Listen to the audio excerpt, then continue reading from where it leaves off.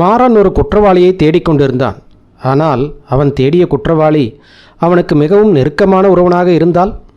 வைர நகைகள் கொள்ளையடிக்கப்படுகின்றன. ஒரு பெண் மர்மமாக கொல்லப்படுகிறாள். துப்பாக்கிச் சூட்டிலிருந்து மாறன் உயிர் தப்புகிறான். ஒவ்வொரு தடயமும் ஒரு பெரிய கொள்ளை கும்பலை சுட்டிக்காட்டுகிறது. ஆனால் அந்த கும்பலின் உண்மையான தலைவன் யார்? மாறன் கண்டுபிடித்த அந்த ஒரு உண்மை அவனையே அதிர்ச்சிக்குள்ளாக்கிறது. கேளுங்கள், குருதி வைரம். அத்தியாயம் 1. ஆஸ்பத்திரி வார்டு வாசலில் மாறன் நின்று கொண்டிருந்தார். வெள்ளை ட்ரெஸ் போட்ட 2 அசிஸ்டன்ட் டாக்டர்கள் ஆபரேஷன் முடிந்து ஸ்ட்ரக்சரில் அந்த ஆளை கொண்டு வந்தார்கள். அங்கே இருந்த கட்டிலுக்கு கூட அவரை மாற்றவில்லை. அப்படியே ஸ்ட்ரக்சரை அங்கேயே விட்டுவிட்டு அமைதியாக வெளியே போய்விட்டார்கள். அங்கிருந்த ஒரு நர்ஸ் சோகமான கண்ணோடு மாறனை பார்த்து, இன்னும் ஒரு அரை மணி நேரத்துக்கு அவருக்கு மயக்கம் தெரியாது, அதுக்கப்புறம் நீங்கள் கொஞ்ச நேரம் பேசலாம் என்றார். தலையின் மேல் கிடந்த அந்த ஆளின் அடிபட்ட முகத்தை பார்த்தபடி மாறன் கேட்டான், பொழைக்க வாய்ப்பே இல்லையா? அந்த நர்ஸ் தலையசைத்து இல்லை என்றார்கள். சாதாரணமான மனுஷனாக இருந்தால் ஆப்ரேஷன் தியேட்டர்லேயே உயிர் போயிருக்கும். ஆனால் இவர், ஆமாம், மாறன் தாடையை இறுக்கி கொண்டான். 20 வருஷமாக போலீஸ் வேலையிலேருந்து உடம்பு அவ்வளோ சீக்கிரம் உயிர் போயிடாது தான். ஆனால் இப்போ ரொம்ப கஷ்டப்படுறார். நர்ஸ் அமைதியாக காரிடர் வழியாக நடந்து போனார்கள். மாறன் அங்கிருந்து ஒரு சேரில் அமர்ந்தான். உயிருக்கு போராடி கொண்டிருந்த அந்த ஆள் வழியில் முணங்கிக் கொண்டே அடிபட்ட கையை அசைத்தார். மாறன் கையிலும் அதே மாதிரி பேண்டேஜ் போடப்பட்டிருந்தது. அவருக்கு ரத்தம் கொடுத்தது மாறன் தான். ஆனால் மாறனுக்கு அடிபடவில்லை. நடராஜன் வயிற்றில்தான் 3 தோட்டாக்கள் பாய்ந்திருந்தது. சந்தர்ப்பம் கிடைத்திருந்தால் அந்த ஒரு பாட்டில் ரத்தத்தை விட அதிகமாகவே நடராஜனுக்காக மாறன் கொடுத்திருப்பான். நடராஜன் அவனுக்காக எவ்வளவோ உதவிகள் செய்திருக்கிறார்.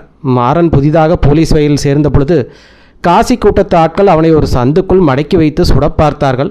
அன்றைக்கு நடராஜன் டியூட்டியிலேயே இல்லை. ஆனாலும் துப்பாக்கி சத்தம் கேட்டு ஓடி வந்து கரெக்டாக காசி அவனை சுடப்போகும் நேரத்தில் குறுக்கே புகுந்து காப்பாற்றினார். அன்னைக்கு அடிபட்ட 3 அங்குல தழும்பு நடராஜன் நெஞ்சில் அந்த பேண்டேஜு கடியில் இன்னும் அப்படியே தான் இருக்குது. அந்த ஆரம்ப நாட்டில் மாறன் மறக்கவே முடியாது. 2 பேரும் ஒரே போலீஸ் ஸ்டேஷனில் தான் வேலை செஞ்சாங்க. 2 பேருக்குமே பெரிய ஆளாகணும்னு ஆசை தான். ஆனால் மாறன் எக்ஸாம் எழுதி அடுத்தடுத்த போஸ்டிங்குக்கு போயிட்டான். நடராஜனால் மட்டும் மேலே வர முடியல. அதுக்கு காரணம் நடராஜன் ஒரு நல்ல டிடெக்டிவாக எல்லா தகுதி இருக்குதுங்கிறத மேலதிகாரிக்கு புரிஞ்சுக்காது தான். இப்போ புரிஞ்சுக்கிட்டாங்க. ஆனால் ரொம்ப லேட். கடமையை செய்யும்போது துப்பாக்கி சூட்டுக்கு பலியான ஒரு நேர்மையான போலீஸ்க்கு மரியாதை செலுத்த ஃபியூனரலுக்கு பெரிய ஆஃபீஸர்ஸ் எல்லாம் வரிசையாக வருவாங்க. மாறன் தன் சிகரெட்டை கீழே மிதித்து விட்டு மனதுக்குள்ளேயே திட்டினான். இந்த அரசாங்க மரியாதையெல்லாம் வச்சுக்கிட்டு நடராஜனோட பொண்டாட்டியும் 10 வயசு பையனும் என்ன பண்ணுவாங்க? கட்டிலில் கிடந்தவர் தெளிவில்லாமல் ஏதோ முணங்கியபடியே இருந்தார். மெல்ல கண்களை திறந்து மாறனை வெறித்து பார்த்தார். இன்னும் 5 நிமிஷம் ஆச்சு அவருக்கு மாறனையே அடையாளம் தெரிய. மெல்ல கைகளை நீட்டி மாறனின் கைகளை பிடித்தார். ஹலோ மாறன், ரொம்ப கரகரப்பான குரலில் குழப்பிட்டார். எப்படி இருக்கீங்க நடராஜன்? நடராஜன் சுழித்து கொண்டு, பரவாயில்ல, ஏதோ சரி பண்ணிட்டாங்கன்னு நினைக்கிறேன். கண்டிப்பாக. மாறன் பொய்யாக சிரித்தான். ஏனென்றால் டாக்டர்கள் அவருக்கு கொடுத்ததெல்லாம் ஊசி மருந்து மட்டும்தான். வலி தெரியாமல் இருக்க அவ்வளவுதான் அவர்களாலேயும் முடியும். என்ன நடந்துச்சுன்னு சொல்ல முடியுமா? காயம்பட்டவர் கண்களை மூடினார். சொல்கிறதுக்கு பெருசாக ஒன்றும் இல்லை மாறன். நான் நம்ம சின்ன கடை வீதி வழியாக வந்துக்கிட்டு இருந்தேன். அந்த ஏழை பாட்டிக்கு ரேஷன் கிடச்சிருச்சான்னு பார்க்க போனேன். கரெக்டாக ரத்னா ஜுவல்லரி கடைக்கு எதிராக இருக்க கார்னரில் அவர் வழியில் முணங்கினார். வயிற்றில் கை வைக்க முயன்று பேண்டேஜை தொட்டு பார்த்துவிட்டு அப்படியே ஸ்தம்பித்து அமைதியானார். மாறன் ஒரு சிகரெட்டை பற்ற வைத்து நடராஜன் உதடியில் வைத்தான். ஒரு தம்மிழுங்க நடராஜன். அவர் ஆசையாய் புகையை உள்ளுக்கிழுத்து மூக்கு வழியாக வெளியே விட்டார். கடவாசலில் 2 பசங்களும் ஒரு பொண்ணு நின்றுட்டு இருந்தாங்க. என்னை பார்த்ததும் டக்குன்னு நகர்ந்து போயிட்டாங்க. எனக்கு சந்தேகமாகி பக்கத்தில் போய் பார்த்தேன். அவருடைய குரல் ரொம்ப பலவீனமாகி உதடெல்லாம் நீல நிறமாக மாற ஆரம்பித்தது. பக்கத்தில் போய் பார்த்தா கண்ணாடி மேலே ஒரு போஸ்ட் ஒட்டி வச்சுருக்காங்க. அம்மாடி, வலி உயிர் போகுதே. பொறுமையாக இருங்க நடராஜன். வயசாயிடுச்சுல மாறன், உடம்பு தாங்கலை. நடராஜனுடைய மூஞ்சியில் வியர்வை வழிந்தது. மெல்ல தொடர்ந்தார். அந்த போஸ்ட் ஒட்டி இருந்ததே தப்புன்னு எனக்கு புரிஞ்சுது. கண்ணாடியை கட் பண்ணி சக்ஷன் கப் வச்சு எடுத்திருக்காங்க. கடைக்குள்ளே இருந்த பாதி நகையை காணோம். உடனே அவனுங்களை துரத்திட்டு போனேன். அவனுங்களை நல்லா பார்த்தீங்களா நடராஜன்? நடராஜன் உதடை நனைத்து கொண்டார். தெளிவாக பார்க்க முடியல, வெளிச்சம் கம்மியாக இருந்துச்சு. அவனுக்கு அந்த சந்துக்குள்ளே ஓடுனானுங்க. தெருவோடு முனையில் இருக்கிற சந்து. அவருடைய வாய் ஓரத்தில் ரத்தம் மெல்ல வழிய ஆரம்பித்தது. நான் அந்த கார்னருக்கு போனப்போ திடீர்னு என் மேலே பாஞ்சு சுட்டுட்டானுங்க. எனக்கு டைமே கிடைக்கல. அவர் குரல் அப்படியே அடங்கி போயிற்று. ஆனால் உதடு மட்டும் அசைந்து கொண்டே இருந்தது. மாறன் தன் காதை நடராஜனுடைய வாய்க்கருகில் கொண்டு போனான். இன்னும் கொஞ்ச நாள் ஆகும் போல, நடராஜன் திணறிக்கொண்டே சொன்னார். நான் திரும்ப டியூட்டிக்கு வரேன். ஆமாம் நடராஜன், கொஞ்ச நாள் ஆகும். நீ தான் இதை பார்த்துக்கணும் மாறன். நடராஜின் கண்கள் திடீரென பெரிதாக திறந்தது. சிரமப்பட்டு முழங்கை ஊன்றி எழும்ப பார்த்தார். உன்னைத்தானே இந்த கேஸுக்கு போட்டிருக்காங்க மாறன், அந்த நகைக்கடை திருட்டு கேஸு? ஆமாம் நடராஜன், கமிஷன் சார் என்னத்தான் ஸ்பெஷலாக நியமிச்சிருக்காரு. அப்போ சரி. அவர் அப்படியே பலமில்லாமல் பின்னால் சாய்ந்தார். நீ பார்த்துக்குவ, எனக்கு நம்பிக்கை இருக்குது. அவர் பார்வை மங்கலானது. தன் மேல் குனிந்திருந்த மாறனை பார்க்க முயற்சி செய்தார். கீதாவும் கார்த்தியும் எப்போ வருவாங்க என்ன பார்க்க? இதோ வந்துடுவாங்க நடராஜன், எந்த நிமிஷம் வந்துடுவாங்க. அவரிடமிருந்து எந்த பதிலும் வரவில்லை. அந்த மங்கிய நீல நிற கண்கள் அப்படியே சீலிங்கை விரித்து பார்த்தபடி நிலைத்து போனது. மாறன் தன் கைகடிகாரத்தை எடுத்து தன் சட்டையில் துடைத்து கண்ணாடி மாதிரி மின்ன வைத்து நடராஜின் உதட்டுக்கரையை பிடித்தான். ஒரு நிமிஷம் கழித்து வாட்சை திரும்ப பாக்கெட்டில் வைத்து கொண்டான். உனக்கு ரொம்ப மோசமான நிலைமை ஆயிடுச்சு நண்பா, ரொம்ப மோசம். உனக்கு நடந்த நியாயக்கேட்டுக்கு என்னால் என்ன பண்ண முடியும்னு தெரியல. ஆனால் கண்டிப்பாக அந்த நாய்களை நான் சும்மா விட மாட்டேன் நடராஜன். சுவற்றிலிருந்த பெல்லை அமுக்கினான். தெருவின் ஒரு பக்கம் இருட்டாகவும் சோகமாகவும் இருந்தது. ஆனால் அந்த நகைக்கடை வீதியின் மறுபக்கம் பிரகாசமான லைட்டுகளுக்கு நடுவே வெள்ளியும் வைரமுமாக மிளிர்ந்து கொண்டிருந்தது. ரத்னா ஜுவல்லரி என்ற பெரிய பெயர் பலகையை நோக்கி மாறன் நடந்து சென்ற பொழுது கடைவாசலில் ஒரு பெரிய உடம்புக்காரன் நின்று கொண்டிருந்தான். மாறன் அந்த போஸ்டர் ஒட்டியிருந்த கண்ணாடியை நோக்கி சென்றதும் அவன் வெளிச்சத்திற்கு வந்தான். அவன் சிவந்த முகத்தில் கண்கள் சிறிதாக இருந்தன. கோட் பாக்கெட்டில் கையை வைத்தபடி மிரட்டும் குரலில் சொன்னான். அப்படியே மெல்ல நகர்ந்து போயிட்டு தம்பி, வெளியே பாரு. மாறன் தன் போலீஸ் ஐடியை கூட காட்டவில்லை. என்னடா வஜ்ரா செக்யூரிட்டி ஆளுங்களா, போலீஸை பார்த்தா கூட அடையாளம் தெரியாதா உனக்கு? அந்த செக்யூரிட்டி கார்டு பாக்கெட்லேருந்து கையை எடுத்தான். நான் ரிஸ்க் எடுப்ப விடும்ல சார், கொஞ்சம் நேரத்துக்கு முன்னாடி தான் இந்த கார்னரில் என் கூட வேலை செஞ்சவனுக்கு ஏதோ ஆயிடுச்சுன்னு கேள்விப்பட்டேன். ஆமாம், நீ ஒழுக்கமாக போஸ்ட்டில் நின்றுருந்தா அவன் இன்னைக்கு உயிரோடு நின்றுருப்பான். மாறன் கோபமாக சொன்னார். உன் பேர் என்ன? லிங்கம் என்றான் காரசாரமாக சொன்னவன். எனக்கு வேலையை சொல்லித்தர தேவையில்லை. எனக்கு என்ன தெரியும், என்ன தெரியாதுன்னு எனக்கு நல்லா தெரியும். 2 வருஷமாக நான் இந்த கார்னரில் தான் நிற்கிறேன். நானும் நடராஜனும் ரொம்ப நல்லா தான் போவோம். அவர் ஒரு நாளை மேலே கம்ப்ளைண்ட் பண்ணதில்லை. எந்த கஸ்டமர் என்ன குறை சொன்னதும் இல்லை. நடராஜன் இப்போது கம்ப்ளைண்ட் பண்ண நிலைமையே இல்லைடா. அப்புறம் கஸ்டமர்ஸ் ஏன் கத்த போகிறாங்க? அவங்களுக்கு தான் இன்சூரன்ஸ் இருக்கே. மாறன் கண்ணாடி கிட்டே போய் அந்த போஸ்டரை உரித்து போட்டான். 6 அங்குலத்துக்கு கண்ணாடியில் துளை போட்டிருந்தார்கள். ஆனால் இதனால் பெரிய பிரச்சனை வரப்போகுது. கடந்த 2-3 வாரமாக இதே மாதிரி கண்ணாடியை கட் பண்ணி திருடுற வேலை அதிகமாக நடக்குது. எல்லாரும் ஒரே கூட்டமாக தான் இருக்கும். இப்போது போலீஸ்காரனையும் சுட்டுட்டாங்க. எல்லாரும் மேலதிகாரிகிட்ட திட்டு வாங்க போகிறோம். இவ்வளோ துப்பாக்கி சூடு நடக்கும்போது நீ எங்கே போய் தொலைஞ்ச? லிங்கம் பின்னாடி கையை காட்டி, கீழ்த்தெருவில் ஒரு பையன் திலக் ஃபைனான்ஸ் கடையை கண்ணாடி யாரோ கல்லெறிஞ்சு உடச்சிட்டாங்கன்னு சொன்னான். சரி பண்ணலாமேன்னு ஓடினேன். ஆனால் அது சும்மா பொய்யான செய்தி. அப்புறம்தான் துப்பாக்கி சத்தம் கேட்டு ஓடி வந்தேன். மாறனின் மொட்டை பார்வையை பார்த்து தடுமாறியவன், நான் தான் நடராஜனுக்கு ஆம்புலன்ஸை கூப்பிட்டேன் என்றான். அப்படியா என்ற மாறன் நகைக்கடை டிஸ்பிளேவில் காலியாக இருந்த இடங்களை சோகமாக பார்த்தான். திருடர்கள் ரொம்ப புத்திசாலிகள். கடையில் இருந்த சாதாரண வாட்சையோ கவரிங் நகைகளோ தொடவே இல்லை. போயிருப்பதெல்லாம் விலை உயர்ந்த வைர மோதிரங்கள் மட்டும்தான். சாவி இருக்கா லிங்கம்?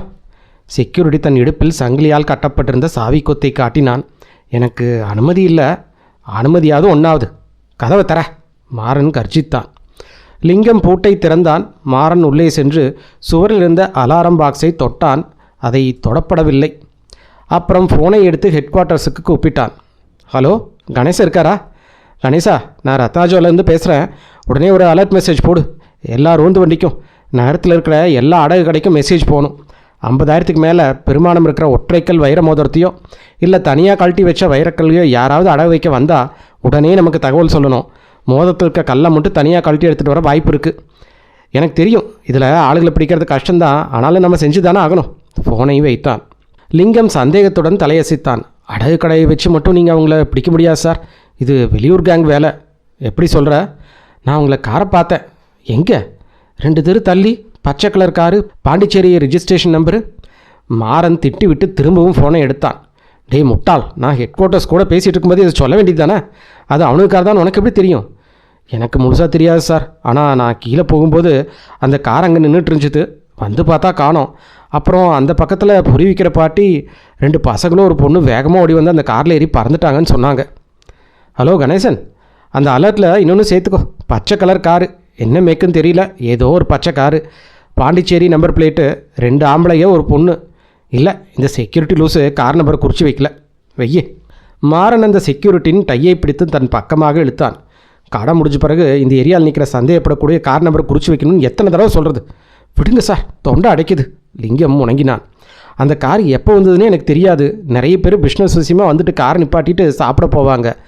அதுவும் இல்லாமல் நான் அந்த கல்லெறிஞ்ச சம்பவத்தை பார்க்க அவசரமாக போனேன். இல்லைன்னா ஷட்டப். மாறன் அவனை தள்ளிவிட்டான். அவன் போய் ஒரு கண்ணாடி கேஸில் மேல் விழுந்தான்.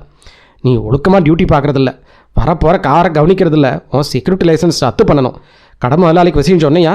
நான் ஃபோன் பண்ணேன் சார், அவர் வீட்டில் இல்லை. அவர் எங்கே இருக்கார்? தாம்பரத்தில் இருக்கார். திரும்ப ட்ரை பண்ணு, மெசேஜ் அனுப்பு. ஃபோன் கம்பெனிக்கு சொல்லி 5 நிமிஷத்துக்கு ஒரு தடவை ட்ரை பண்ண சொல்லு. அவர் உடனே இங்கே வர வைக்கணும். நான் முயற்சி பண்ணுறேன் சார். அவர் வந்ததும் திருட்டு போன பொருட்களோட முழு லிஸ்ட் எடுத்து எனக்கு அனுப்பு. ஒவ்வொரு மோதிரத்துலையும் எத்தனை கல் இருந்தது, அதோட கேரட் என்ன, செட்டிங் என்னன்னு எல்லாமே எனக்கு தெரியணும். சரி சார், பண்ணுறேன். உனக்கு ஒரு மண்ணும் தெரியாது. தகவல் கிடச்சதும் ஹெட் குவார்ட்டர்ஸ் எக்ஸ்டென்ஷன் 402க்கு கூப்பிடு. அப்புறம் அந்த 3 பேரையும் தேடுறேன்னு இந்த கடையை விட்டுட்டு எங்கேயும் ஊற சுற்றாத. அந்த வேலையை நாங்கள் பார்த்துக்குறோம். மாறன் கடையை விட்டு வெளியே வந்து அந்த சந்து கார்னருக்குள் நடந்தான். கொலை வழக்கு பிரிவு ஆட்கள் யாராவது இங்கே இருப்பார்கள் என்று நினைத்தான். ஆனால் நடராஜன் இறந்து விட்டார் என்ற செய்தி இன்னும் அவர்களுக்கு போய் சேரவில்லை. இல்லையென்றால் ஃபோட்டோவெல்லாம் எடுத்துவிட்டு சாட்சி தேடி ஏரியாவில் சுற்றி கொண்டு இருப்பார்கள்.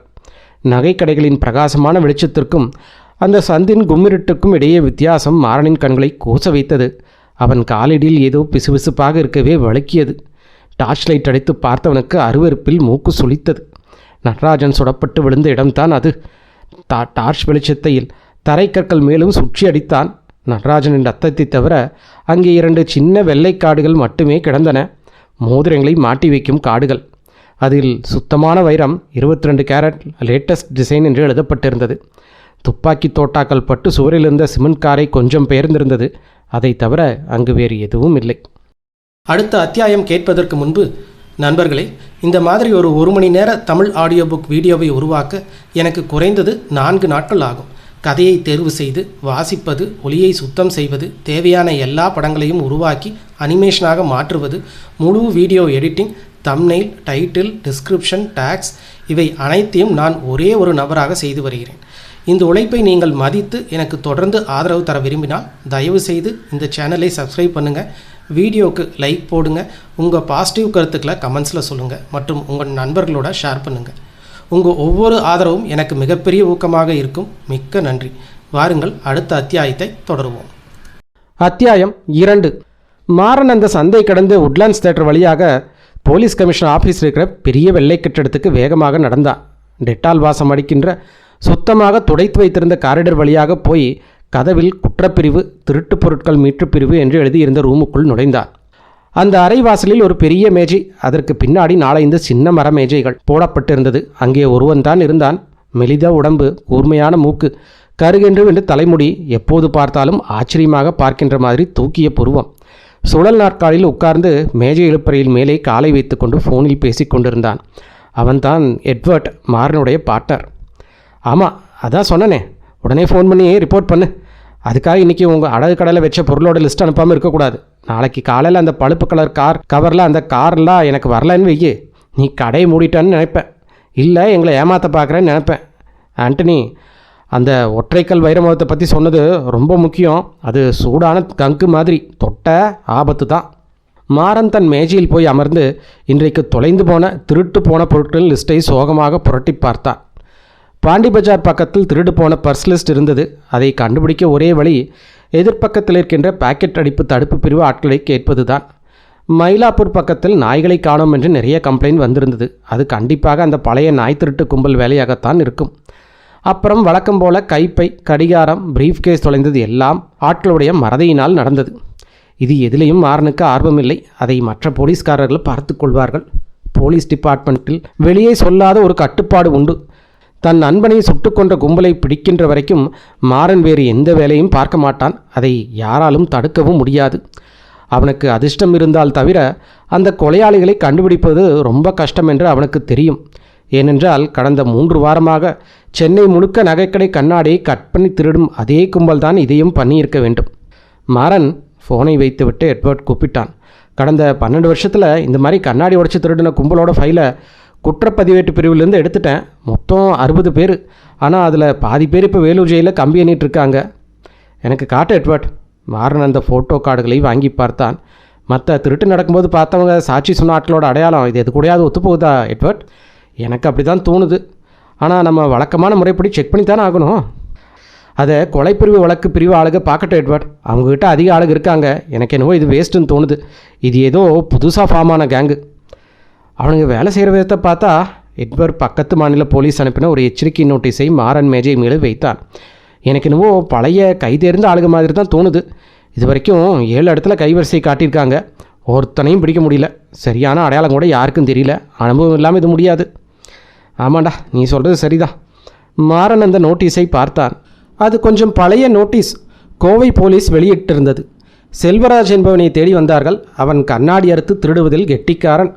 ஒரே ராத்திரியில் 5 நகைக்கடைகளில் கைவரிசை காட்டிவிட்டு தலைமறைவாகிவிட்டான். அவன் ஸ்டைலே தனி. 2 ஆட்களை பக்கத்தில் நிற்க வைத்து கடை டிஸ்பிளேவை பார்க்குற மாதிரி நடிக்க வைப்பான். இவன் கூர்மையான கண்ணாடி கற்றை வைத்து கண்ணாடியை கட் பண்ணி ஒரு குச்சியில் சுவிங்க முட்டி உள்ளே இருக்கும் நகைகளை அழகாக தூக்கி விடுவான். வேலை முடிந்ததும் அந்த சின்ன ஓட்டையின் மேல் ஏதாவது ஒரு போஸ்டரை ஒட்டிவிட்டு நைஸாக நழுவி விடுவான். இது நல்ல குழுவாக இருக்கே. மாறன் முணங்கினான். ஆனால் ஃபோட்டோ இல்லையே. அதுக்கு காரணம் இருக்குது, எட்வர்ட் சொன்னான். அவனை இது வரைக்கும் யாருமே பிடிச்சதில்லை. தகவல் கொடுக்குறவங்களுக்கு சொன்னதை வச்சு தான் இந்த நோட்டீஸு. இவன் தான் நம்ம ஆளாக இருப்பானோ? யோசிக்க வேண்டிய விஷயந்தான்.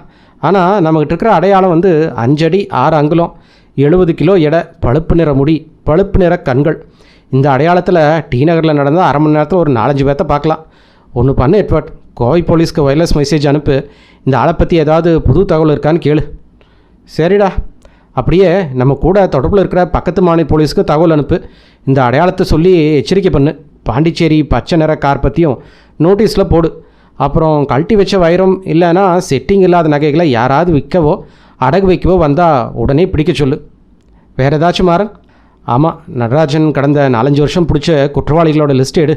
அதில் யாராச்சும் நகைக்கடை திருட்டில் சம்மந்தப்பட்டிருக்காங்களான்னு பாரு. எனக்கு என்னவோ நடராஜனுக்கு இவனை ஏற்கனவே தெரிஞ்சிருக்கணும். அதுதான் அடையாளத்தை மறைக்க இவன் அவரை சுட்டுருக்கணும்னு தோணுது. ஃபோன் அடித்தது. எட்வர்ட் எடுத்தான். ஹலோ, ஒரு நிமிஷம் இருங்க பஷீர். ஃபோன் வாயை மூடிக்கொண்டு மாறனிடம் சொன்னான். மவுண்ட் ரோடில் இருக்கிற அந்த அடக்கடை பஷீர் பேசுகிறான். ஒரு பொண்ணு 6-7 பெருமானம் இருக்கிற வைர மோதிரத்தை 2000க்கு அடகு வைக்க கேட்குறாளாமா. என்ன பண்ணுறதுன்னு கேட்குறான். அவளை கொஞ்சம் நைஸாக பேசி வெயிட் பண்ண வையே. பேரம் பேசு. நான் வரதுக்குள்ளே அவளை போக விட்டான். பழைய அடக்கடை முறைகேடு கேஸ் எல்லாம் தோண்டி எடுத்து அவனை உள்ளே தள்ளிடுவேன்னு சொல்லு. மாறன் தன் கோட்டை எடுத்து போட்டுக்கொண்டு கதவை நோக்கி ஓடினான். அப்புறம் எட்வர்ட், என்னடா அந்த பொண்ணோட கைரேகை அந்த கண்ணாடி கேஸ்லையோ இல்லை பேனாவிலையோ படுற மாதிரி பார்க்க சொல்லு. காரிடரில் வேகமாக ஓடும் பொழுது எட்வர்ட் கண்ணாடி பின்னாடி கத்தினான். ரோண்டு வண்டிக்கு தகவல் சொல்லவா? வேண்டாம், தேவைப்பட்டா நான் கூப்பிட்றேன். மாறனும் பதிலுக்கு கத்தி விட்டு ஓடினான். மாறனின் கார் மவுண்ட் ரோட்டை நோக்கி பறந்தது. இது தப்பான வழியாகவும் இருக்கலாம். ரத்னா ஜுவல்லரியில் நடராஜன் பார்த்த அதே பெண் தான் இந்த அடகு கடை வந்திருக்கிறாள் என்று சொல்ல முடியாது. ஆனால் அப்படி இல்லைன்னா இது ரொம்ப சாதாரணமான விசித்திரமான தற்செயல் நிகழ்வு. இந்த ராத்திரி நேரத்தில் பெண்கள் சாதாரணமாக நகையை அடகு வைக்க வரமாட்டார்கள். ஆண்கள் தான் குடிப்பதற்கு காசு வேண்டும். ராத்திரியில் வருவார்கள். பெண்கள் பகலில் தான் வருவார்கள். ஒருவேளை அதுவே அந்த பெண்ணாக இருந்தால் ஒவ்வொரு செகண்டும் முக்கியம். பஷீரால் அவளை ரொம்ப நேரம் நிறுத்தி வைக்க முடியாது. அவளுக்கு சந்தேகம் வந்துவிடும். ஆனாலும் இந்த சம்பவத்தில் எங்கோ இடிக்கிறது. இந்த நகைக்கடை திருட்டு பண்ணியது கண்டிப்பாக ஒரு பெரிய ப்ரொஃபஷனல் கேங். எந்த வைரம் திருடுபவனும் திருடி 2 மணி நேரத்திற்குள்ளாக அதை பக்கத்தில் இருக்கும் அடகு கடையில் விற்க துணிய மாட்டான். மாறன் கடைக்கு ஒரு தெரு தள்ளி காரை நிறுத்தினான். மணி 9:15. மெல்ல நடந்த அடகு கடை நோக்கி சென்றான். வேகமாக கடைக்குள் நுழையக்கூடாது. வெளியே அல்லது தெருவின் எதிர்ப்பக்கத்தில் யாராவது கண்காணிப்புக்கு நின்று கொண்டு இருக்கலாம். அதனால்தான் அவன் ரோந்து வண்டியை கூப்பிடவில்லை. போலீஸ் வண்டி வருவதை பார்த்தால் வெளியே நிற்பவன் எச்சரிக்கையாகி ஆட்களை தப்ப வைத்து விடுவான். 3 பித்தளை உருண்டைகள் தொங்கிக் கொண்டிருந்த அந்த பழைய அடகு கடைக்குள் நுழைந்தான். கடை கண்ணாடிக்கு உள்ளே கடிகாரங்கள், பைனாக்குலர்கள், கேமராக்கள், ஏர்கன்கள், புல்லாங்குழல் என பலதரப்பட்ட பொருட்கள் அடுக்கி வைக்கப்பட்டிருந்தன. ஏலத்தில் எடுத்த போலி பொருட்களை ஏமாளி கஸ்டமர்களுக்கு விற்க வைத்திருக்கிறார்கள் என்பது மாறனுக்கு தெரியும்.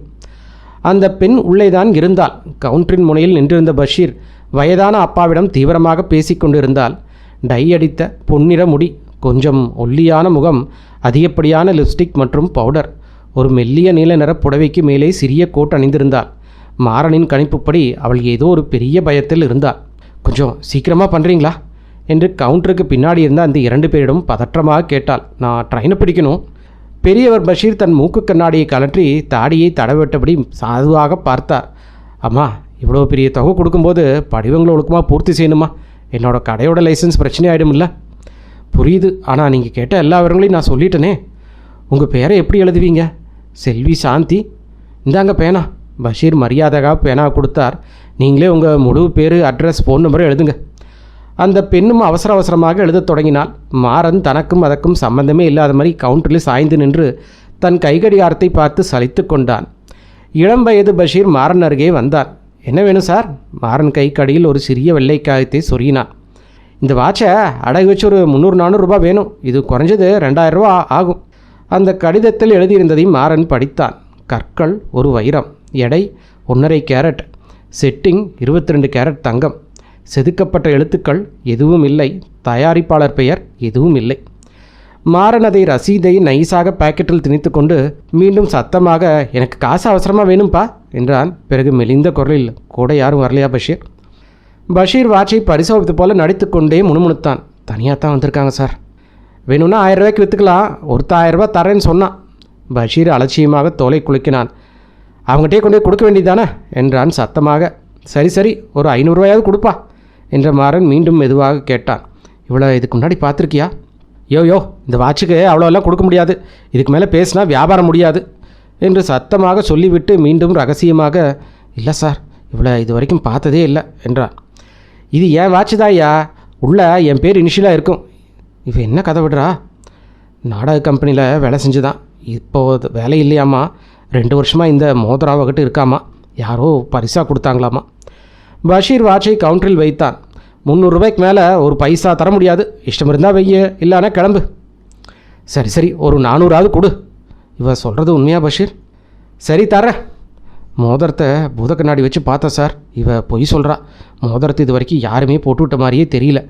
நாடகக்காரிங்க கையில் ஒரு மேக்கப் சாயம் கொஞ்சம் ஒட்டி தூசி படிஞ்சிருக்கும். ஆனால் இந்த மோதிரத்தில் ஒரு தூசி கூட இல்லை சார், புதுசு. உங்கள் பேரை எழுதுங்க சார். மாறன் உதட்டை எதைக்காமல் கேட்டான். எவ்வளோ கேட்குறா? இந்தாங்க 300 ரூபா. இவ 4000 ரூபா கேட்டா. இப்போதைக்கு 1000 ரூபா வந்துட்டா கிளம்பிடுவா. தேங்க்ஸ், வாட்சை அப்புறமா வந்து வாங்கிக்கிறேன். பணத்தை கொடுத்து அவளை அனுப்பு, நான் பார்த்துக்கிறேன். பஷீர் பின்னாடி இருந்த பச்சை நிற இரும்பு பீரோவை நோக்கி நகர்ந்தான். போகும்பொழுது தன் அப்பாவுக்கு லேசாக தலையசைத்து ஜாடை காட்டினான். மாறன் கதவை நோக்கி சோம்பலாக நடக்கும் பொழுது பெரியவர் பஷீர் சொல்வது கேட்டது.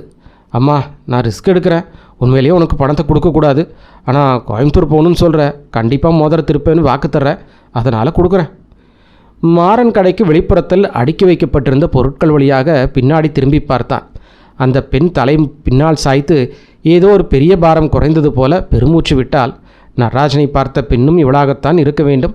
ரத்னா ஜுவல்லரியில் திருட்டு போன அதே டைப் மோதிரம்தான் இது. தெருவை நோட்டமிட்டான். அந்த தெருவில் ஒரு வயதான தம்பதி மட்டுமே மெல்ல நடந்து போய் கொண்டிருந்தார்கள். ஓரங்களில் கார்கள் எதுவும் நிற்கவில்லை. அடுத்த தெரு கார்னரில் ஒரு டீக்கடை வாசலில் ஒரு பழைய டாடா ஏஸ் வண்டி மட்டுமே நின்றிருந்தது. மாறன் அடகு கடைக்கு பக்கத்தில் இடுக்கில் ஒதுங்கி நின்றான். அவளை ஃபாலோ பண்ணி அவள் யாரை பார்க்கிறாள், எங்கே போகிறாள் என்று பார்க்க வேண்டும்.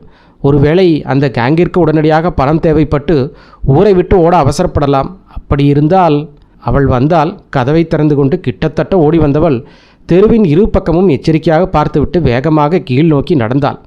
அவள் ஒரு 10 அடி நடந்திருப்பாள். அந்த டாடா ஏஸ் வண்டி திடீரென ஜர்க்காகி முன்னாடி வந்தது. ஸ்டீரிங் பிடித்திருந்தவனுக்கு குதிரை முகம், வாயின் ஒரு ஓரத்தில் கன்னம் வரை பெரிய வெட்டுக்காயம்.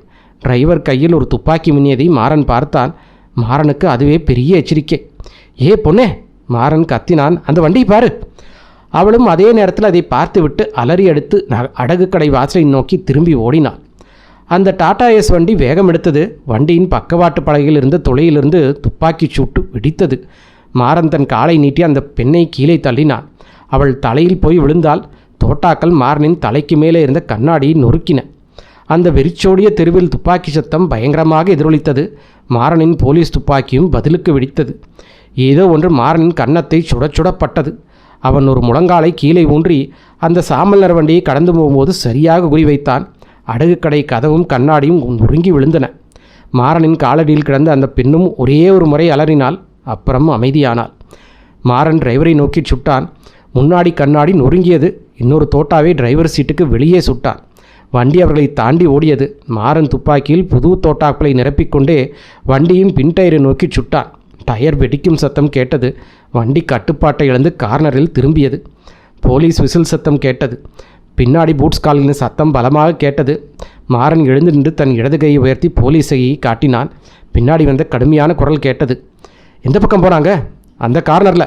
மாறன் கத்தினான். சாம்பல் நிற டாடா ஏஸ், டயர் பஞ்சர் ஆயிடுச்சு, கவனமாக போங்க, அவனுக்கிட்ட பெரிய துப்பாக்கி இருக்குது. அந்த போலீஸ்காரன் கார்னரை நோக்கி ஓடினான். மாறன் அந்த பெண்ணுக்கு பக்கத்தில் மண்டியிட்டான். அவளை காப்பாற்ற அவன் எடுத்த முயற்சி தோற்றுவிட்டது. அந்த துப்பாக்கியிலிருந்து வந்த ஒரு தோட்டா அடகுக்கடை கண்ணாடியின் இரும்பு சட்டத்தில் பட்டு தெரித்து அவளுடைய தொண்டையில் பாய்ந்திருந்தது. அவள் இன்னும் உயிரோடு தான் இருந்தாள். ஆனால் பேச முயன்றபோது வாயிலிருந்து ரத்தம் கொப்பளித்தது. கண்கள் நிலைத்து போயிருந்தன. மாறனுக்கு பின்னாடி பெரியவர் பஷீர் பைத்தியம் பிடித்தவர் போல் கத்தினார். பாருயா பாரு, நீங்கள் சொன்னீங்கன்னு தகவல் கொடுத்தா இங்கே வந்து சுட்டுக்கிட்டு இருக்கீங்க. சும்மா இருப்பா என்று கத்தினான் அவரன் மகன். உனக்கு ஒன்றும் ஆகலையே, அந்த பாவம் அந்த பொண்ணு செத்து போச்சு. ஒரு போலீஸ் ரோந்து வண்டி சைரன் சத்தத்துடன் வந்து கடையின் முன்னே அலறி நின்றது. வண்டியிலிருந்து 2 போலீஸ்காரர்கள் துப்பாக்கி நீட்டிபடி ஜாக்கிரதையாக வெளியே வந்தார்கள். மாறன் சொன்னான். மாறன், குற்றப்பிரிவு தலைமை ஆஃபீஸ், ID நம்பர் 172. வந்தவர்கள் ஒருவருக்கு சப் இன்ஸ்பெக்டர் பேட்ச் இருந்தது. அவன் கீழே கிடந்த பொண்ணை பார்த்துவிட்டு மாறன் கன்னத்தை பார்த்தான். ரொம்ப அடிபட்டிருக்கு சார். மாறன் விரல்களால் கன்னத்தை தொட்டு பார்த்தான். ரத்தம் சூடாகவும் ஈரமாகவும் இருந்தது. கண்ணாடி துண்டுபட்டு கன்னத்தில் பெரிய வெட்டுக்காயம் ஏற்பட்டிருந்தது. ஷேவிங் பண்ணும்போது வெட்டிக்கிச்சு. மாறன் பல்லை கெடுத்து கொண்டு சொன்னான். கண்ட்ரோல் ரூமுக்கு ஃபோன் பண்ணி ஒரு மெசேஜ் போடுங்க. சாம்பல் நிற டாடா ஏஸ் வண்டி, 2 பேர்கிட்டயே ஆயுதம் இருக்குது. ஒருத்தனுக்கு நீளமான முகம், வலது பக்க வாயரும் ஒரு அங்குல தழும்பு இருக்கும். இன்னொருத்தனை நான் பார்க்கல, அவன் தான் இந்த பொண்ணை மிஷின் கன் வச்சு சுட்டான். அந்த எஸ்ஐயும் தன் கூட வந்தவனிடம் உள்ளே போய் ஃபோன் பண்ணு, முதல்ல ஹெட் குவார்ட்டர்ஸ், அப்புறம் ஆம்புலன்ஸ் என்றான். அந்த போலீஸ்காரன் உடந்த கதவை தள்ளிவிட்டு உள்ளே ஓடினான். மாறனின் தாடை நரம்புகள் துடித்தன. 2 மணி நேரத்துக்கு முன்னாடி மவுண்ட் ரோடு நாய்க்கடையில் நகையை தூக்கிட்டு நடராஜனை சுட்ட அதே 2 நாய்க்கு தான் சார் இவனுங்க. இந்த பொண்ணும் அந்த திருட்டு கூட்டத்தில் கூட்டு. ஆனால் இவன் அவனுங்களை ஏமாற்றிட்டு காசை ஆட்டை போட்டு ஓட பார்த்துருக்கா. அதுதான் பஷீர் கடையில் நகையை அடகு வைக்க வந்திருக்கா. அவனுங்க இவ்வளோ ஃபாலோ பண்ணி வந்து போட்டு தள்ளிட்டானுங்க. டிரைவ் பண்ணவனை நான் சுட்டுட்டேன். மாறன் குடிந்து அந்த பெண்ணின் பையை கையில் எடுத்தால் எஸ்ஐ தன் துப்பாக்கியை உள்ளே வைத்தார். அந்த வண்டி எங்கிருந்து வச்சுச்சு? மாறன் அந்த டீ கடையை காட்டினான். அங்கே நின்றுட்டு இருந்தது. கடைக்குள்ளே இருக்கிறவங்களுக்கு ஏதாச்சும் தெரிஞ்சிருக்கலாம். ஆனால் எனக்கு சந்தேகம்தான். அவனுங்க பச்சை கலர் காரில் வந்ததாக சொல்லிட்டு இருந்தாங்க. இந்த வண்டியை 1/2 மணி நேரத்துக்கு முன்னாடி தான் எங்கேயாவது திருடி இருக்கணும். நான் அந்த டீ கடையில் போய் விசாரிக்கிறேன். எஸ்ஐ குனிந்து அந்த பெண்ணின் முகத்தை பார்த்தார். இவ இந்த ஏரியா பொண்ணு இல்லை, அதுக்கு நான் கேரண்டி. இவ இந்த ஊரே இல்லாமல் கூட இருக்கலாம். மாறன் முகம் கடுமையாச்சு. ஆனால் கைரேபு நபர்கள் கண்டுபிடிச்சிருவாங்க. இவனுங்களுக்கு ரத்த வெறி பிடிச்சிருக்கு. இவனுங்களை இப்போவே அடக்கலைன்னா. ஆமாம் சார்.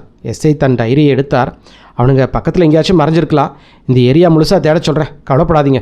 எனக்கு நடராஜனை தெரியும், நல்ல மனுஷன், ரொம்ப நல்ல மனுஷன். மாறன் ஒப்புக்கொண்டான். மற்றொரு போலீஸ்காரன் உள்ளே இருந்து ஓடி வந்தான். சார், பாலம் செக் போஸ்ட் எல்லாத்தையும் பிளாக் பண்ணியாச்சு, 2 நிமிஷத்தில் ஆம்புலன்ஸ் வந்துடும். சரி. மாறன் அந்த பெண்ணின் உடலை தாண்டி சென்றான். அதை மூட ஏதாவது துணி இருந்தால் எடுத்துகிட்டு வாங்க, நான் ஒரு நிமிஷம் உள்ளே போகிறேன். கொலை வழக்கு பிரிவு ஆளுக்கு வர்ற வரைக்கும் நான் இங்கே தான் இருப்பேன் என்றபடியே உள்ளே சென்றான். அத்தியாயம் 3. பெரியவர் பஷீர் உள்ளே பயத்தில் என்ன செய்வதென்று தெரியாமல் பிதற்றிக் கொண்டிருந்தார். அவரது மகன் பஷீர் அவரை அமைதிப்படுத்த முயன்று கொண்டிருந்தான். மாறன் அந்த பெண்ணின் பையில் இருந்த பொருட்களை மேஜை மேலே கொட்டினான். லிப்ஸ்டிக், சிகரெட், சுவிங்கம், ஃபோன் எண்கள் நிறைந்த ஒரு சிறிய டைரி, கவரில்லாத 2 பழைய கடிதங்கள், ஒரு பணப்பை, ஹேர்பின் மற்றும் சில சாவிகள். மாறன் அந்த பணப்பையை திறந்தான். அதில் ஒரு ரூபாய் நோட்டு கட்டும் சில சில்லறைகளும் இருந்தன.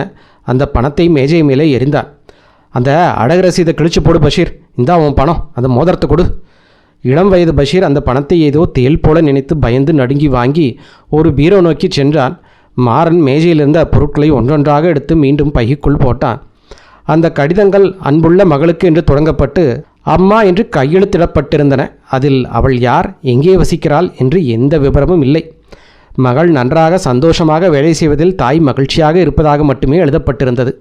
டைரியில் இருந்த பெயர்கள் எல்லாம் பாஸ்கர், சுரேஷ், கார்த்திக், ரமேஷ் என்று ஆண்களின் பெயர்களாகவே இருந்தன. ஒரு பெண்ணின் பெயர் கூட இல்லை.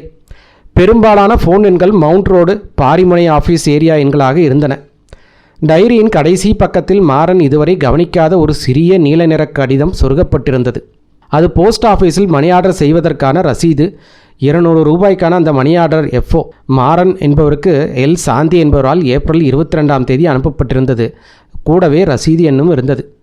மாறன் ஃபோனிடம் சென்று நம்பரை சுழற்றினான். மறுமுனையில் எட்வர்ட் வந்தான். எட்வர்ட், எனக்கு ஒரு ஹெல்ப் பண்ணணும்டா. எல் சாந்தி யாருன்னு தெரியணும். நடராஜனை சுட்ட அந்த 2 பேர் கூட இருந்த பொண்ணு தான் இவ. இப்போது அவளையும் அவனுங்க சுட்டுட்டானுங்க. அவளை பற்றி எனக்கு எதுவும் தெரியாது. ஆனால் ஏப்ரல் 22ஆம் தேதி எஃப்ஓ மாறன் அப்படிங்கிறவனுக்கு ஒரு மணி ஆர்டர் அனுப்பிச்சிருக்கா. ரசீது நம்பர் இதோ, இதை வச்சுக்கோ. இந்த அட்ரஸ் என்னன்னு கண்டுபிடிச்சி சொல்லு. ஆமாம், நான் இன்னும் பஷீர் கடையில் தான் இருக்கிறேன். வெளியே ஆம்புலன்ஸ் அலறல் சத்தத்துடன் வந்து நின்றது. அவசர சிகிச்சை பிரிவை சேர்ந்த டாக்டர் உள்ளே வந்து மாறனின் கணத்தில் ஏதோ ஒரு மருந்தை வைத்தார். அது நெருப்பை போல சுட்டது.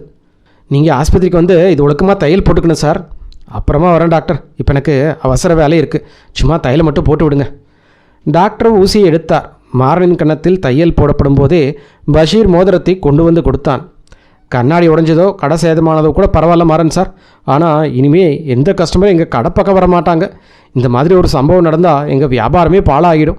அதுவும் அந்த பொண்ணு பாவம், எங்ககிட்ட பணம் வாங்க வந்தால் கொலை செஞ்சுட்டாங்கன்னு வெளியே தெரிஞ்சால் அவ்வளோதான். பத்திரிக்கைக்காரங்கிட்ட இது ஏதாவது தற்செயலாக நடந்துன்னு சொல்லக்கூடாதா? மாறனால் சரியாக பேச முடியவில்லை. கர்ணம் வலிக்க முடியாது என்று முணுமுணுத்தான். முடிஞ்சது சார். டாக்டர் காயத்தின் மேல் பஞ்சையும் டேப்பையும் ஒட்டினார். 2 நாள் கழித்து வந்து ட்ரெஸ்ஸிங் பண்ணிக்கங்க. கண்டிப்பாக. மாறன் ஒரு பக்கமாக சிரித்தான். டாக்டர் அந்த பெண்ணின் உடலை ஸ்ட்ரக்சரில் ஏற்ற உதவுவதற்காக வெளியே சென்றார். பஷீர் மாரடம் தன் கைகளை கூப்பி, ஒருவேளை அந்த கொலையாளிகள் திரும்பி வந்தால் நானும் என் பாவம் அவங்கள அடையாளம் காட்டுவோன்னு அவங்க நினச்சா என்ன பண்ணுறது சார் என்றான். அவனுக்கு நல்லா தெரியும் அவனுங்களை முதல்ல என்னத்தான் அடையாளம் காட்ட வர முடியும்னு.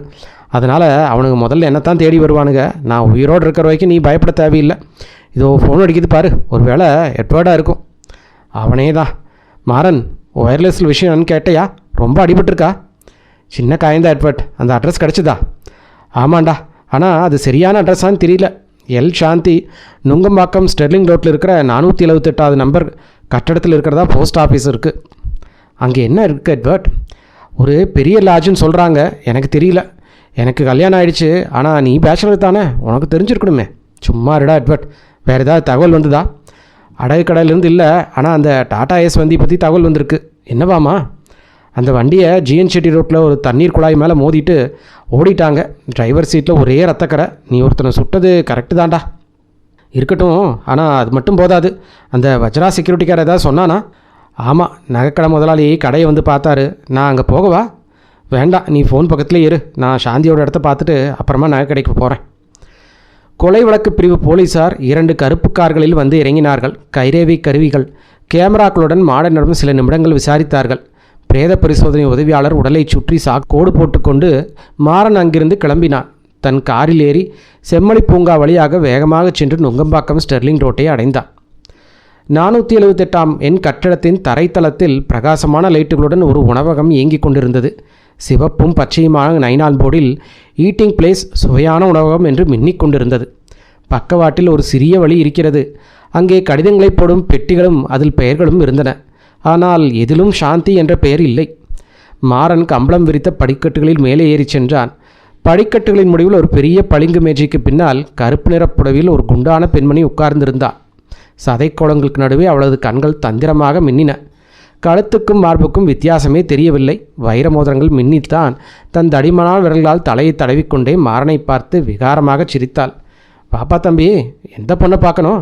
மாறன் லேசாக சிரித்து கொண்டே, சாந்தி இருக்காளா என்றான். அந்த பெண்மணியின் உதடுகள் ஓவென்று விரிந்தன. அவ இல்லை தம்பி, ஆனால் செவப்பாக ஒரு பொண்ணு இருக்கா, வேணும்னா. மாறன் தன் உள்ளங்கையில் வைத்திருந்த போலீஸ் பேட்சை பார்த்ததும் அவள் பேச்சு நின்றது. அப்புறம் லேசாக சிரித்தாள். தம்பிக்கு நல்லா நகைச்சுவை உணர்வு இருக்கு போல. ஜாலியாக பேசுகிற ஆளுகளை எனக்கு ரொம்ப பிடிக்கும் என்று சொல்லிக்கொண்டே தன் புடவையை சற்றே தூக்கி உள்ளே வைத்திருந்த பணக்கட்டை எடுத்தால் மாறன் கையசைத்து தடுத்தான். எப்போவா சிரிப்பேன், ஆனால் இன்றைக்கி இல்லை. சாந்தியோட ரூம் எது? அவள் தன் 2 கைகளும் பளிங்கு மேஜை மேல் ஊன்றி எழுந்தாள். நீங்கள் வன்முறையிலெல்லாம் இறங்க மாட்டீங்களா சார்? அவசியம் வந்தால் தான். மாறனின் சிரிப்பு மாறவில்லை. ஆனால் கண்கள் உறைந்து போய் இருந்தன. எந்த ரூம்? வலது பக்கம் முதல் ரூம். அந்த பருமனான பெண் கை காட்டினாள். சாவி வேணுமா? நான் கதை உடைக்க விரும்பலை. மாறன் கைகளை நீட்டினான். அவள் தன் புடவை மடிப்பிலிருந்து ஒரு சிறிய சாவியை கொடுத்தாள். நீங்கள் இங்கேயே உட்காருங்க, இயல்பாக இருங்க, யாருக்கும் சிக்னல் கொடுக்காதீங்க. நான் இல்லாத மாதிரி நினச்சிக்கோங்க. கொஞ்ச நேரத்தில் நான் போயிடுவேன். நான் எப்பவும் போலீஸுக்கு ஒத்துழைப்பு கொடுப்பேன் சார், அதுதான் பாதுகாப்பானது. மாறன் வீட்டின் முன்பகுதியை நோக்கி சென்று சாவியை பயன்படுத்தினான். கதவை திறந்துவிட்டு பக்கவாட்டில் ஒதுங்கி நின்றான். அறை கும்மிருட்டாக இருந்தது. தெருவை பார்க்கும் ஜன்னல்களின் திரைச்சீலைகள் மூடப்பட்டிருந்தன. ஆனால் அதன் வழியே உள்ளே இருந்த நைலான் போர்டின் சிகப்பு வெளிச்சம் விட்டு விட்டு உள்ளே அடித்து கொண்டிருந்தது. அறையில் ஒருவித அடர்ந்த வாசனை வீசியது. வலது கையில் துப்பாக்கியை பிடித்து கொண்டு இடது கையால் சுவிட்சை தேடினான். திடீரென ஒரு உருவமில்லாத கை அவனுடைய இடது கை மணிக்கட்டை பிடித்து பலமாக இழுத்தது. மாறன் தன் கையை விடுவித்து கொண்டான். ஆனால் அதற்குள் 2 அடி நீளமுள்ள ஒரு இரும்பு பை அவனது பிடரியில் பலமாக இறங்கியது. மாறன் தலை சுற்றி முன்னால் முழங்காலிட்டு விழுந்தான். ஒரு கால் அவனது துப்பாக்கி பிடித்துள்ள கையை மிதித்து நசுக்கியது. மாறனின் மங்கிய பார்வையில் பட்ட அந்த ஷூ துப்பாக்கி எட்டி உதைத்து தூரத் தள்ளியது. கதவு பலமாக மூடியது. கூரையிலிருந்த ரோஸ் நிற பல்பு எரிய அறை வெளிச்சமானது. மாறன் மயக்கத்துடன் நிமிர்ந்து பார்த்தான். 2 பேர் அவனுக்கு மேலே நின்றிருந்தார்கள். ஒருவன் குள்ளமாகவும் தடிமாவும் இருந்தான். அவனது கைகள் ரொம்ப நீளமாக கிட்டத்தட்ட முழங்கால் வரை தொங்கின. அவனது முகம் நீளமாக குறுகலாகவும் இருந்தது. அவனது வலது உதட்டோரம் ஒரு தழும்பு இருந்தது. அவனது சட்டையின் இடது கை கிழிந்து இரத்தத்தால் நனைந்திருந்தது. இன்னொருவன் உயரமாகவும் மெலிதாகவும் இருந்தான். எளிமையான முகம், சுருட்டை முடி, சாம்பல் நிற சூட், சிவப்பு நிற சட்டை அணிந்திருந்தான். இவர்கள் இருவரும் போலீஸ் ஃபைலில் இருந்த ஃபோட்டோக்களில் இல்லாத புதியவர்கள் என்பது மாறன் புரிந்து கொண்டான். அந்த உயரமான இளைஞன் மெதுவாக சொன்னான், டே முரடா, காலால் உதச்சு டைம் வேஸ்ட் பண்ணாத, அந்த பைப்பால் மண்டல போடு. அந்த குள்ளன் முழங்கிக் கொண்டே இரும்பு பைப்பை ஓங்கினான். மாறன் அடியிலிருந்து தப்பி உருண்டான். ஆனால் அந்த அடி அவன் தோள்பட்டையில் விழுந்தது. அவன் இடது கை மரத்து போனது. இவன் பெரிய ஆளாக இருப்பான் போல இருக்கடே மச்சான் என்றான் அந்த முரடன். அவன் யாருன்னு எனக்கு தேவையில்லை. டே, அவனோட மூளை இந்த மேட்டில் செதறணும். சீக்கிரம் பண்ணு, வெளியில் அவனோட ஆளுக்கு யாராவது வந்துட போகிறாங்க.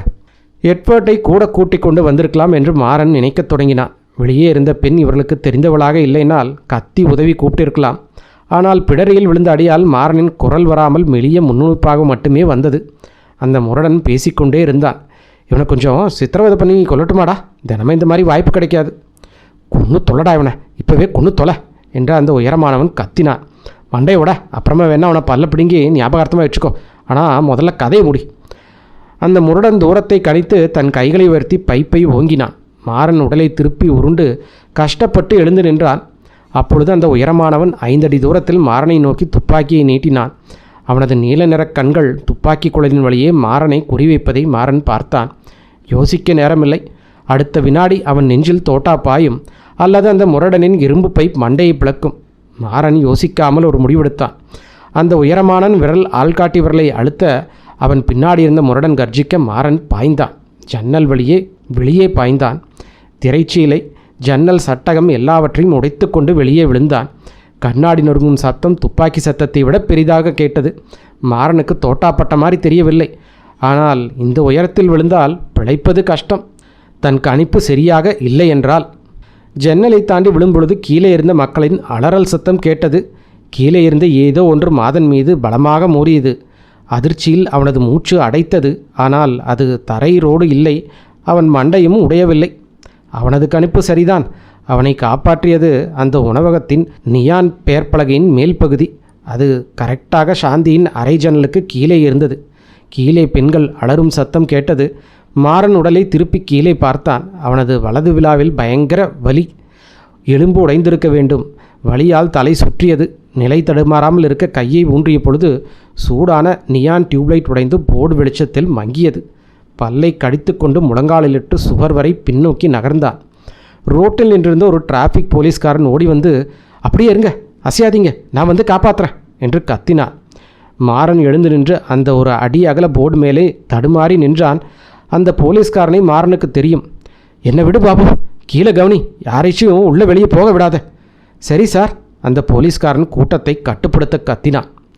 மாறன் தன் முழங்காயால் ஜன்னல் சட்டத்தை ஊன்றி கஷ்டப்பட்டு மேலே ஏறி அடைந்தான். ஜன்னல் கண்ணாடி முழுதாக உடையாததால் மீதியை காலால் உடைத்து விட்டு அறைக்குள்ளே குதித்தான். வெளிச்சம் இன்னும் எரிந்து கொண்டிருந்தது. அவனது துப்பாக்கி மூலையில் கிடந்தது. அதை போய் எடுத்தான். கதவோரம் நின்றிருந்த அந்த பருமனான பெண்மணி பயத்தில் கைகளை பிசைந்து கொண்டு, கலவரம் எதுவும் நடக்காதுன்னு தானே சார் சொன்னீங்க என்று புலம்பினார். மாறன் அதை சட்டையே செய்யாமல், அந்த 2 நாய்களும் எங்கே என்றான். இப்போ தான் அவங்க 2 பேரும் ஹாலில் ஓடுனாங்க. மாறன் பல்லை கடித்தான். நாடகம் ஆடாத, எங்கே அவனுங்க? அவள் படிக்கட்டுகளை காட்டினாள். கீழே ஓடிட்டாங்க. நீங்கள் அவங்கள தேடுறீங்கன்னு எனக்கு தெரியாது சார். தெரிஞ்சிருந்தாலும் என்னால் தடுத்திருக்க முடியாது. நீ தடுத்திருக்க மாட்டேதான். உனக்கு அவனுங்களை தெரியும் தானே? கடவுள் மேலே சத்தியமாக இன்றைக்கி ராத்திரி தான் அவனுங்களை முதலாக பார்க்குறேன் சார். சரி, மாறன் உரிமினான். இனி அவனுங்களை எங்கேயாவது பார்த்த போலீஸுக்கு சொல்லணும், இல்லைன்னா ஜெயிலில் கம்மி என வேண்டியதாக இருக்கும். அப்புறம் 3வது மாடிக்கு போய் மேல்கூரை வழியாக ஏதாவது இருக்குமா என்று செக் பண்ணினான். கீழே இருந்து பாபு கத்தினான், மரன் சார், கீழ் வீட்டில் இருக்க ஒருத்தன் சொல்கிறான், 2 பேர் பேஸ்மெண்ட் வழியாக பின்னாடி தெருவுக்கு ஓடிட்டாங்களாமா. ஒருத்தன் மூஞ்சியில் தழும்பு இருக்கிற முரடன், இன்னொருத்தன் பொம்பளை மாதிரி இருக்கிற பையன், அவனுங்களாம் தான் சார். அவனுங்களே தான். மாறன் கீழே வந்து அவனுங்களுடைய அடையாளத்தை சொன்னான். கண்ட்ரோல் ரூமுக்கு ஃபோன் பண்ணி இந்த அடையாளத்தை சொல்லு, பார்த்த உடனே பிடிச்சி உள்ளதில் சொல்லு. அவனுக்கிட்ட துப்பாக்கி இருக்கா சார்? கண்டிப்பாக இருக்கும். அதுவும் பின்னாடி இருந்து சொல்கிற நாய்க்கு அவனுங்க. என் கூட ஆள் இல்லைன்னு இதை வச்சு முடிச்சிட பார்த்தானுங்க. அந்த பைய சுட்டான். உங்களுக்கு உடம்பெல்லாம் அடிபட்டுருக்கு போலையே சார். மாறன் தன் கன்னத்தை தொட்டு பார்த்தான். அந்த பஞ்சு பேண்டேஜ் இன்னும் இருந்தது. செத்து போகிறத விட அடிபடுறது பரவாயில்ல பாபு, எனக்கு அதிர்ஷ்டம் இருக்குது. ஆக்சிடென்ட் ரிப்போர்ட் எதுவும் எழுதாத, ஆனால் கண்ட்ரோல் ரூமுக்கு ஃபோன் பண்ணி கொலை வழக்கு பிரிவுக்கு தகவல் சொல்லு. அவனுங்களுக்கு சென்னைக்குள்ளே கண்டிப்பாக ஏதாவது ஒரு மறைவிடம் இருக்குது. ஊருக்கு புதுசு மாதிரி தெரியல, ஏதாவது தகவல் கிடைக்குதான்னு பார்ப்போம். மாறன் மீண்டும் சாந்தியின் அறைக்கு வந்து கதவை மூடினான். சாந்தி தினமும் இங்கே தங்காவிட்டாலும் இதுதான் அவளது இடம் என்பதில் சந்தேகமில்லை. பீரோ இழுப்பறையில் அதே கையெழுத்தில் அம்மா என்று எழுதப்பட்டிருந்த இன்னொரு கடிதம் இருந்தது. ட்ரெஸ்ஸிங் டேபிள் மேல் ஊதா நிறத்தில் ஒரு அலங்கார மேக்கப் பெட்டி இருந்தது. மாறன் யோசனையிடம் அங்கிருந்த ஹேர் ப்ரஷை தன் பாக்கெட்டில் போட்டுக்கொண்டான். வெளியே வந்து கதவை பூட்டினான். இந்த மாதிரி டிசைன் ப்ரஷை அவன் பார்த்ததில்லை. விசாரித்தால் ஏதாவது க்ளூ கிடைக்கலாம். ரூம் சாவி பழங்கு மேஜை மேலே எரிந்தான். அந்த பருமனான பெண் அவனை பயத்துடன் பார்த்தாள். சாந்தி இனிமேல் வரமாட்டா, மாறன் சுருக்கமாக சொன்னான். அவள் கதை முடிஞ்சிருச்சு, போலீஸ் வர வரைக்கும் இந்த ரூம்குள்ளே யாரையும் விடாத என்று சொல்லிவிட்டு வெளியே சென்றான். அத்தியாயம் 4. மாறன் கீழே இறங்கி வந்து தன் காரில் ஏறி அமர்ந்தான். ஸ்டீரிங்கை பிடித்து நேராக உட்கார்வதற்கு அவனுக்கு கடுமையான வலி எடுத்தது. உடலை சற்றே சாய்வாக வைத்து கொண்டால் ஓரளவுக்கு பரவாயில்லை என்று தெரிந்தது. கன்னத்து தையலை மாற்றப் போகும் பொழுது இந்த விலா எலும்பு முறிவுக்கு டாக்டர் ஏதேனும் பெரிய கட்டு போடுவார் போலிருக்கிறது. அந்த பொண்ணும் இந்த திருட்டில் கொலையிலும் எப்படி சம்பந்தப்பட்டாள் என்பது இப்பொழுது ஓரளவுக்கு தெளிவானது. வழியில் சும்மா அழைத்து வரப்பட்டவள் தான் இவள். இதன் பின்னணி என்னவென்றே தெரியாமல் இந்த குற்றத்தில் சிக்கியிருக்கிறாள். அநேகமாக கூலியாக அந்த ஒரே ஒரு வைரமோதிரத்தை அவளுக்கு கொடுத்திருக்கலாம். ஆனால் நடராஜன் அவளை பார்த்து விட்டதாலும் அவரது சுறுசுறுப்பால் அவர் சுட்டுக் கொல்லப்பட்டதாலும் பயந்து போன அந்த பெண்ணும் தப்பியோட முயன்றிருக்கிறாள். இருப்பினும் முதன்மையான பிரச்சனை இன்னும் தீரவில்லை. இந்த முழு விஷயத்திற்கு பின்னால் இருப்பது யார்? பேபியோ அல்லது கொரில்லா ஜார்ஜோ? வெறும் ஆட்களை அடிக்கும் கூலிப்படை ரவடிகள்தான். சென்னை முழுக்க இத்தனை நகைக்கடைகள் கண்ணாடிகளை கட் பண்ணி திருடும் அளவு திட்டத்தை அவர்களாகவே போட்டிருக்க முடியாது. நியூஸ் பில்டிங் எதிரே இருந்த ஒரு பாருக்குள் மாறன் நுழைந்து ரம் கேட்டான். ஒரு டபுள் டெமோரோ ஸ்ட்ராங்காக. ஒரே மூச்சில் குடித்ததும் அவனுக்கு கொஞ்சம் பரவாயில்லை என்று தோன்றியது. அவன் மீண்டும் அந்த நகைக்கடை வீதிக்கு வந்தபொழுது வஜ்ரா செக்யூரிட்டியால் லிங்கம் கடைக்குள் நின்று கொண்டிருந்தான். அவனுடைய சிறிய உருவம் கொண்ட நேர்த்தியான ஆப்பிள் போன்ற கன்னங்களை கொண்ட ஒரு மனிதன் நின்றான். அவர் மூக்கு கண்ணாடி அணிந்திருந்தார். அவரது வான்டைக் தாடி பழைய சணல் கயிற்றால் செய்யப்பட்டது போல இருந்தது. அவர் மாறனை நேராக பார்த்து தலையசைத்து தன் நேர்த்தியாக பராமரிக்கப்பட்டிருந்த கையை நீட்டி சொன்னார், நான் ரமேஷ், கடையோட முதலாளி. நீங்கள் கமிஷனர் ஆஃபீஸ்லேருந்து வர்றீங்களா சார்? ஆமாம், இன்ஸ்பெக்டர் மாறன் நான். ஹலோ. லிங்கம் அவனை வெறித்து பார்த்தான். கடவுளே, உங்களை இப்படி ரத்த காயமாக்கிட்டாங்களா? நடராஜன் வேலை செஞ்ச ஏரியா போலீஸ்காரன் மூலமாக கேள்விப்பட்டேன். நான் நடராஜனை விட நல்ல நண்பனை தான் இருக்கேன். திருட்டு போன பொருட்களோட லிஸ்ட் ரெடி பண்ணிட்டீங்களா மிஸ்டர் ரமேஷ்? இதோ இருக்குது சார். மொத்தம் 7 லட்ச ரூபா பெருமானமுள்ள நகைகள். ஆனால் திருடர்களுக்கு அவ்வளோ தொகை கிடைக்காது. அதை நிச்சயமாக சொல்ல முடியாது என்றான் மாறன். அவங்களுக்கு வழி தெரியலாம். அவன் அந்த லிஸ்ட்டை தன் பாக்கெட்டில் போட்டுக்கொண்டு அந்த ஊதா நிற சீப்பை வெளியே எடுத்தான். இதை நீங்கள் தான் விற்றீங்களா? ரமேஷ் அதை வாங்கி பார்த்தார். இல்லை சார், இது நாங்கள் விற்கிற பொருளே இல்லை. செக்யூரிட்டி லிங்கம் முழித்தான். இப்படிப்பட்ட பிளாஸ்டிக் குப்பைக்காக எவனாச்சும் 10 வருஷம் ஜெயிலுக்கு போக துணிவானா சார்? இது திருட்டு பொருள் நான் நினைக்கல. மாறன் அந்த சீப்பை டிஸ்பிளே கேஸின் மீது தூக்கி போட்டான். ஆனால் இது இங்கே நடந்த திருட்டில் சம்மந்தப்பட்ட அந்த பொண்ணோடது. ஒருவேளை இங்கே தான் வாங்கினாலோ இல்லை கடையை நோட்டம் விட வந்த சாக்கில் வாங்கிட்டாலோன்னு நினச்சேன். அந்த சிறிய கடைக்காரர் தன் மூக்கின் மீது விரலை வைத்து யோசனையோடு தலையாட்டினார். நான் சொன்னது போல் இது நம்ம கடப்பொருள் இல்லை. ஆனால் அவர் கவுண்டருக்கு கீழே குனிந்து ஏதோ தேடினார். இதை தயாரித்தது யாருன்னு என்னால் சொல்ல முடியும். அது உதவியாக இருக்கும். மாறன் ஒப்புக்கொண்டான். ரமேஷ் ஒரு பெரிய கேட்லாக்கின் பக்கங்களை புரட்டத் தொடங்கினார். லிங்கம் மெல்லிய குரலில் மாறனிடம் சொன்னார், நான் திருட்டு போன நகைகளோட லிஸ்ட்டை நம்ம பாண்டிச்சேரி ஆஃபீஸ்க்கு ஃபோன் பண்ணி சொல்லிட்டேன் சார். தப்பில்லை, மாறன் சலிப்புடன் சொன்னான். ஆனால் பெரிய பிரயோஜனமும் இல்லை. நீங்கள் கமிஷனர் ஆஃபீஸ் ஆக எப்போ இப்படி தான் நினைப்பீங்க. லிங்கம் எரிச்சல் அடைந்தான். பாண்டிச்சேரி போலீஸ் இப்போ தான் ஒரு கார் திருட்டு அறிக்கையை வெளியிட்டிருக்காங்க. என்ன காரணம் யூகிங்க சொல்லலாம். தயவு செஞ்சு சொல்லாத. மாறன் நக்கலாக சொன்னான். நீ பார்த்த அந்த பச்சை கலர் காரா? அதே தான், லிங்கம் பதிலடி கொடுத்தான். அப்புறம் அந்த வாயில் தழும்பிருக்கவனை பற்றி நீங்கள் சொன்ன வர்ணனையை வச்சு பார்த்தா அவன் பழைய பாண்டிச்சேரி ரவுடி கும்பலை சேர்ந்தவன் நினைக்கிறேன். சந்துருன்னு ஒரு பயல். உங்கள் கணிப்பு ரொம்ப தப்பு லிங்கம். அந்த பொண்ணை சுட்ட நாயோட பேர் கொரில்லா ஜார்ஜ். அவன் பாண்டிச்சேரியிலேருந்து வந்தவனா இல்லையான்னு எனக்கு தெரியாது. ஆனால் அவன் இன்னும் சென்னையில் தான் இருக்கான்னு நம்புறதுக்கு எனக்கு நல்ல காரணம் இருக்குது. அடக்கடவுளே! லிங்கம் கோபமாக முறைத்தான். எல்லா தகவலையும் நீங்களே ரகசியமாக வச்சுக்கிட்டா நாங்கள் எப்படி சார் இந்த கேஸில் உதவி பண்ணுறது? உன்னை யாரும் உதவி கேட்கல தம்பி. இது ஒரு போலீஸ்காரனோட கேஸு. ஒரு நேர்மையான போலீஸ் செத்து போயிட்டான். நடராஜனை தெரிஞ்சு எங்களுக்கு அவனை சுட்டவனை பிடிக்கிறது சொந்த விஷயம் லிங்கம். அதனால் நீ ஒதுங்கிக்கோ. கண்டிப்பாக முடியாது சார். இந்த கேஸை பின்தொடர என் ஆஃபீஸ்லேருந்து என்ன நியமிச்சிருக்காங்க. இன்சூரன்ஸ் கம்பெனி பாருங்க எங்கள் ஏஜென்சியை போட்டு நிறுக்கிறாங்க. அதனால் இது எங்களுக்கு சொந்த விஷயந்தான் சார். கடைக்காரன் உற்சாகமாக நிமிர்ந்தான். கண்டுபிடிச்சிட்டேன். இதோ இருக்குது பாருங்கள். இது ஒரு புது டிசைன். இதை தயாரித்தவங்க நிக்நாக் நாவல்ட்டி கம்பெனி. அவங்க பெங்களூரில் இருக்காங்க. மாறன் சுறுசுறுப்பானான். பெங்களூரில் இருக்கவங்க ராத்திரி 10 மணிக்குள்ளே தூங்க போக மாட்டாங்கன்னு நினைக்கிறேன். அவன் ஃபோனை எடுத்து ஹெட் குவார்ட்டர்ஸுக்கு டயல் செய்தான். தன் பார்ட்னர் எட்வர்ட் லைனில் வந்ததும் மாறன் சொன்னான். எட்வர்ட், ஒரு க்ளூ கிடச்சிருக்கு. அந்த பொண்ணு தங்கியிருந்த ரூமில் ஒரு ஆடம்பரமான மேக்கப் செட்டு கிடச்சிது. அது செஞ்சது பெங்களூரில் இருக்கிற நிக்நாக் நாவல்ட்டின்னு. அவங்களோட புது கேட்லாக் படி அதோட மாடல் நம்பர் 27 விவோ. பேர் ஃபேஷனல். நல்லா இருக்குல்ல? அந்த கொலையாளிகள் ஒருத்தன் தான் இதை அவளுக்கு வாங்கி கொடுத்துருக்கணும்னு நினைக்கிறேன். அப்படின்னா அவன் இதை எங்கே வாங்கினா இல்லை திருடனா அப்படின்னு தெரிஞ்சால் ரொம்ப உதவியாக இருக்கும். உடனே பெங்களூர் போலீஸ்க்கு கூப்பிடு. லேட்டு தான் இருந்தாலும் அங்கே யார்கிட்டையாவது பேசி சென்னையில் இந்த மாதிரி செட்டுகள் யார் யாருக்கு விற்றாங்கன்னு லிஸ்ட் எடுக்க சொல்லு. சீக்ரெட் பட் சீக்கிரமா. பிறகு அவன் திருடப்பட்ட நகைகளின் பட்டியலை ஆராயத் தொடங்கினான். 22 ஒற்றைக்கல் வைர மோதிரம், 1.5 கேரட் வரை அவன் படித்தான். 5 செயின், 2 மாணிக்கங்கள், 6 வைரங்கள் கொண்ட ஒரு பிளாட்டினம் டாலர், சிறிய மரகதம் மற்றும் 5 அசல் முத்துக்களை கொண்ட ஒரு தங்க டாலர், ஒரு ஜோடி வைரம் பதித்த கப்ளிங்ஸ். அவன் தாடியை தடவி கொண்டிருந்த ரமேஷை விசித்திரமாக பார்த்தான். டிஸ்பிளேயில் இவ்வளோ காலியான இடங்கள் இருந்த மாதிரி எனக்கு தெரியலையே. கடைக்காரர் தோளை உயர்த்தினார். நான் நேராக கடை டிஸ்பிளே பண்ணுறதில்ல சார். ஆனால் ராத்திரி கடை மூடும்போது என் கிளார்க்கு குறித்து கொடுத்த லிஸ்ட்டு இதோ இருக்குது. தன் பேக்கெட்லேருந்து ஒரு டைப் செய்யப்பட்ட காகிதத்தை எடுத்து கவுண்டரில் விரித்தார். இன்னும் டிஸ்பிளே இருக்கிற பொருட்களை அடிச்சிட்டேன். அடிக்காத பொருள் தான் திருட்டு போயிருக்கு. ஏதாச்சும் சப்பு இருந்தால் அது வெறும் கவனக்குறைவாக இருக்கும். அப்படியா? மாறன் அந்த டிஸ்பிளே ரசீதையும் திருடப்பட்ட பொருட்களின் பட்டியலும் தன் பாக்கெட்டில் போட்டுக்கொண்டான். இந்த மாதிரி விஷயத்தில் கவனக்குறைவாக இருக்கிறத கொஞ்சம் தவிர்க்கணும். இல்லை, இந்த திருட்டை பற்றி உனக்கு முன்னாடியே தெரியும் போலேன்னு யாராவது சந்தேகப்பட போகிறாங்க. ரமேஷ் அதிர்ச்சி அடைந்தார். அப்படியெல்லாம் இல்லை சார். நான் கொடுத்த லிஸ்ட்டு ரொம்ப துல்லியமானது. என்னை நம்புங்க. நீங்கள் இப்படி தேவையில்லாமல் குற்றஞ்சாட்டுறதை நான் அனுமதிக்க முடியாது. லிங்கம் கோபத்துடன் கவுண்டரில் தட்டினான். நீங்கள் பொய் கம்ப்ளைண்ட் கொடுத்துருந்தா இன்சூரன்ஸ் கம்பெனி உங்கள் மேலே கேஸ் போட்டுட்டோம் மிஸ்டர் ரமேஷ். எச்சரிக்கையாக இருங்க.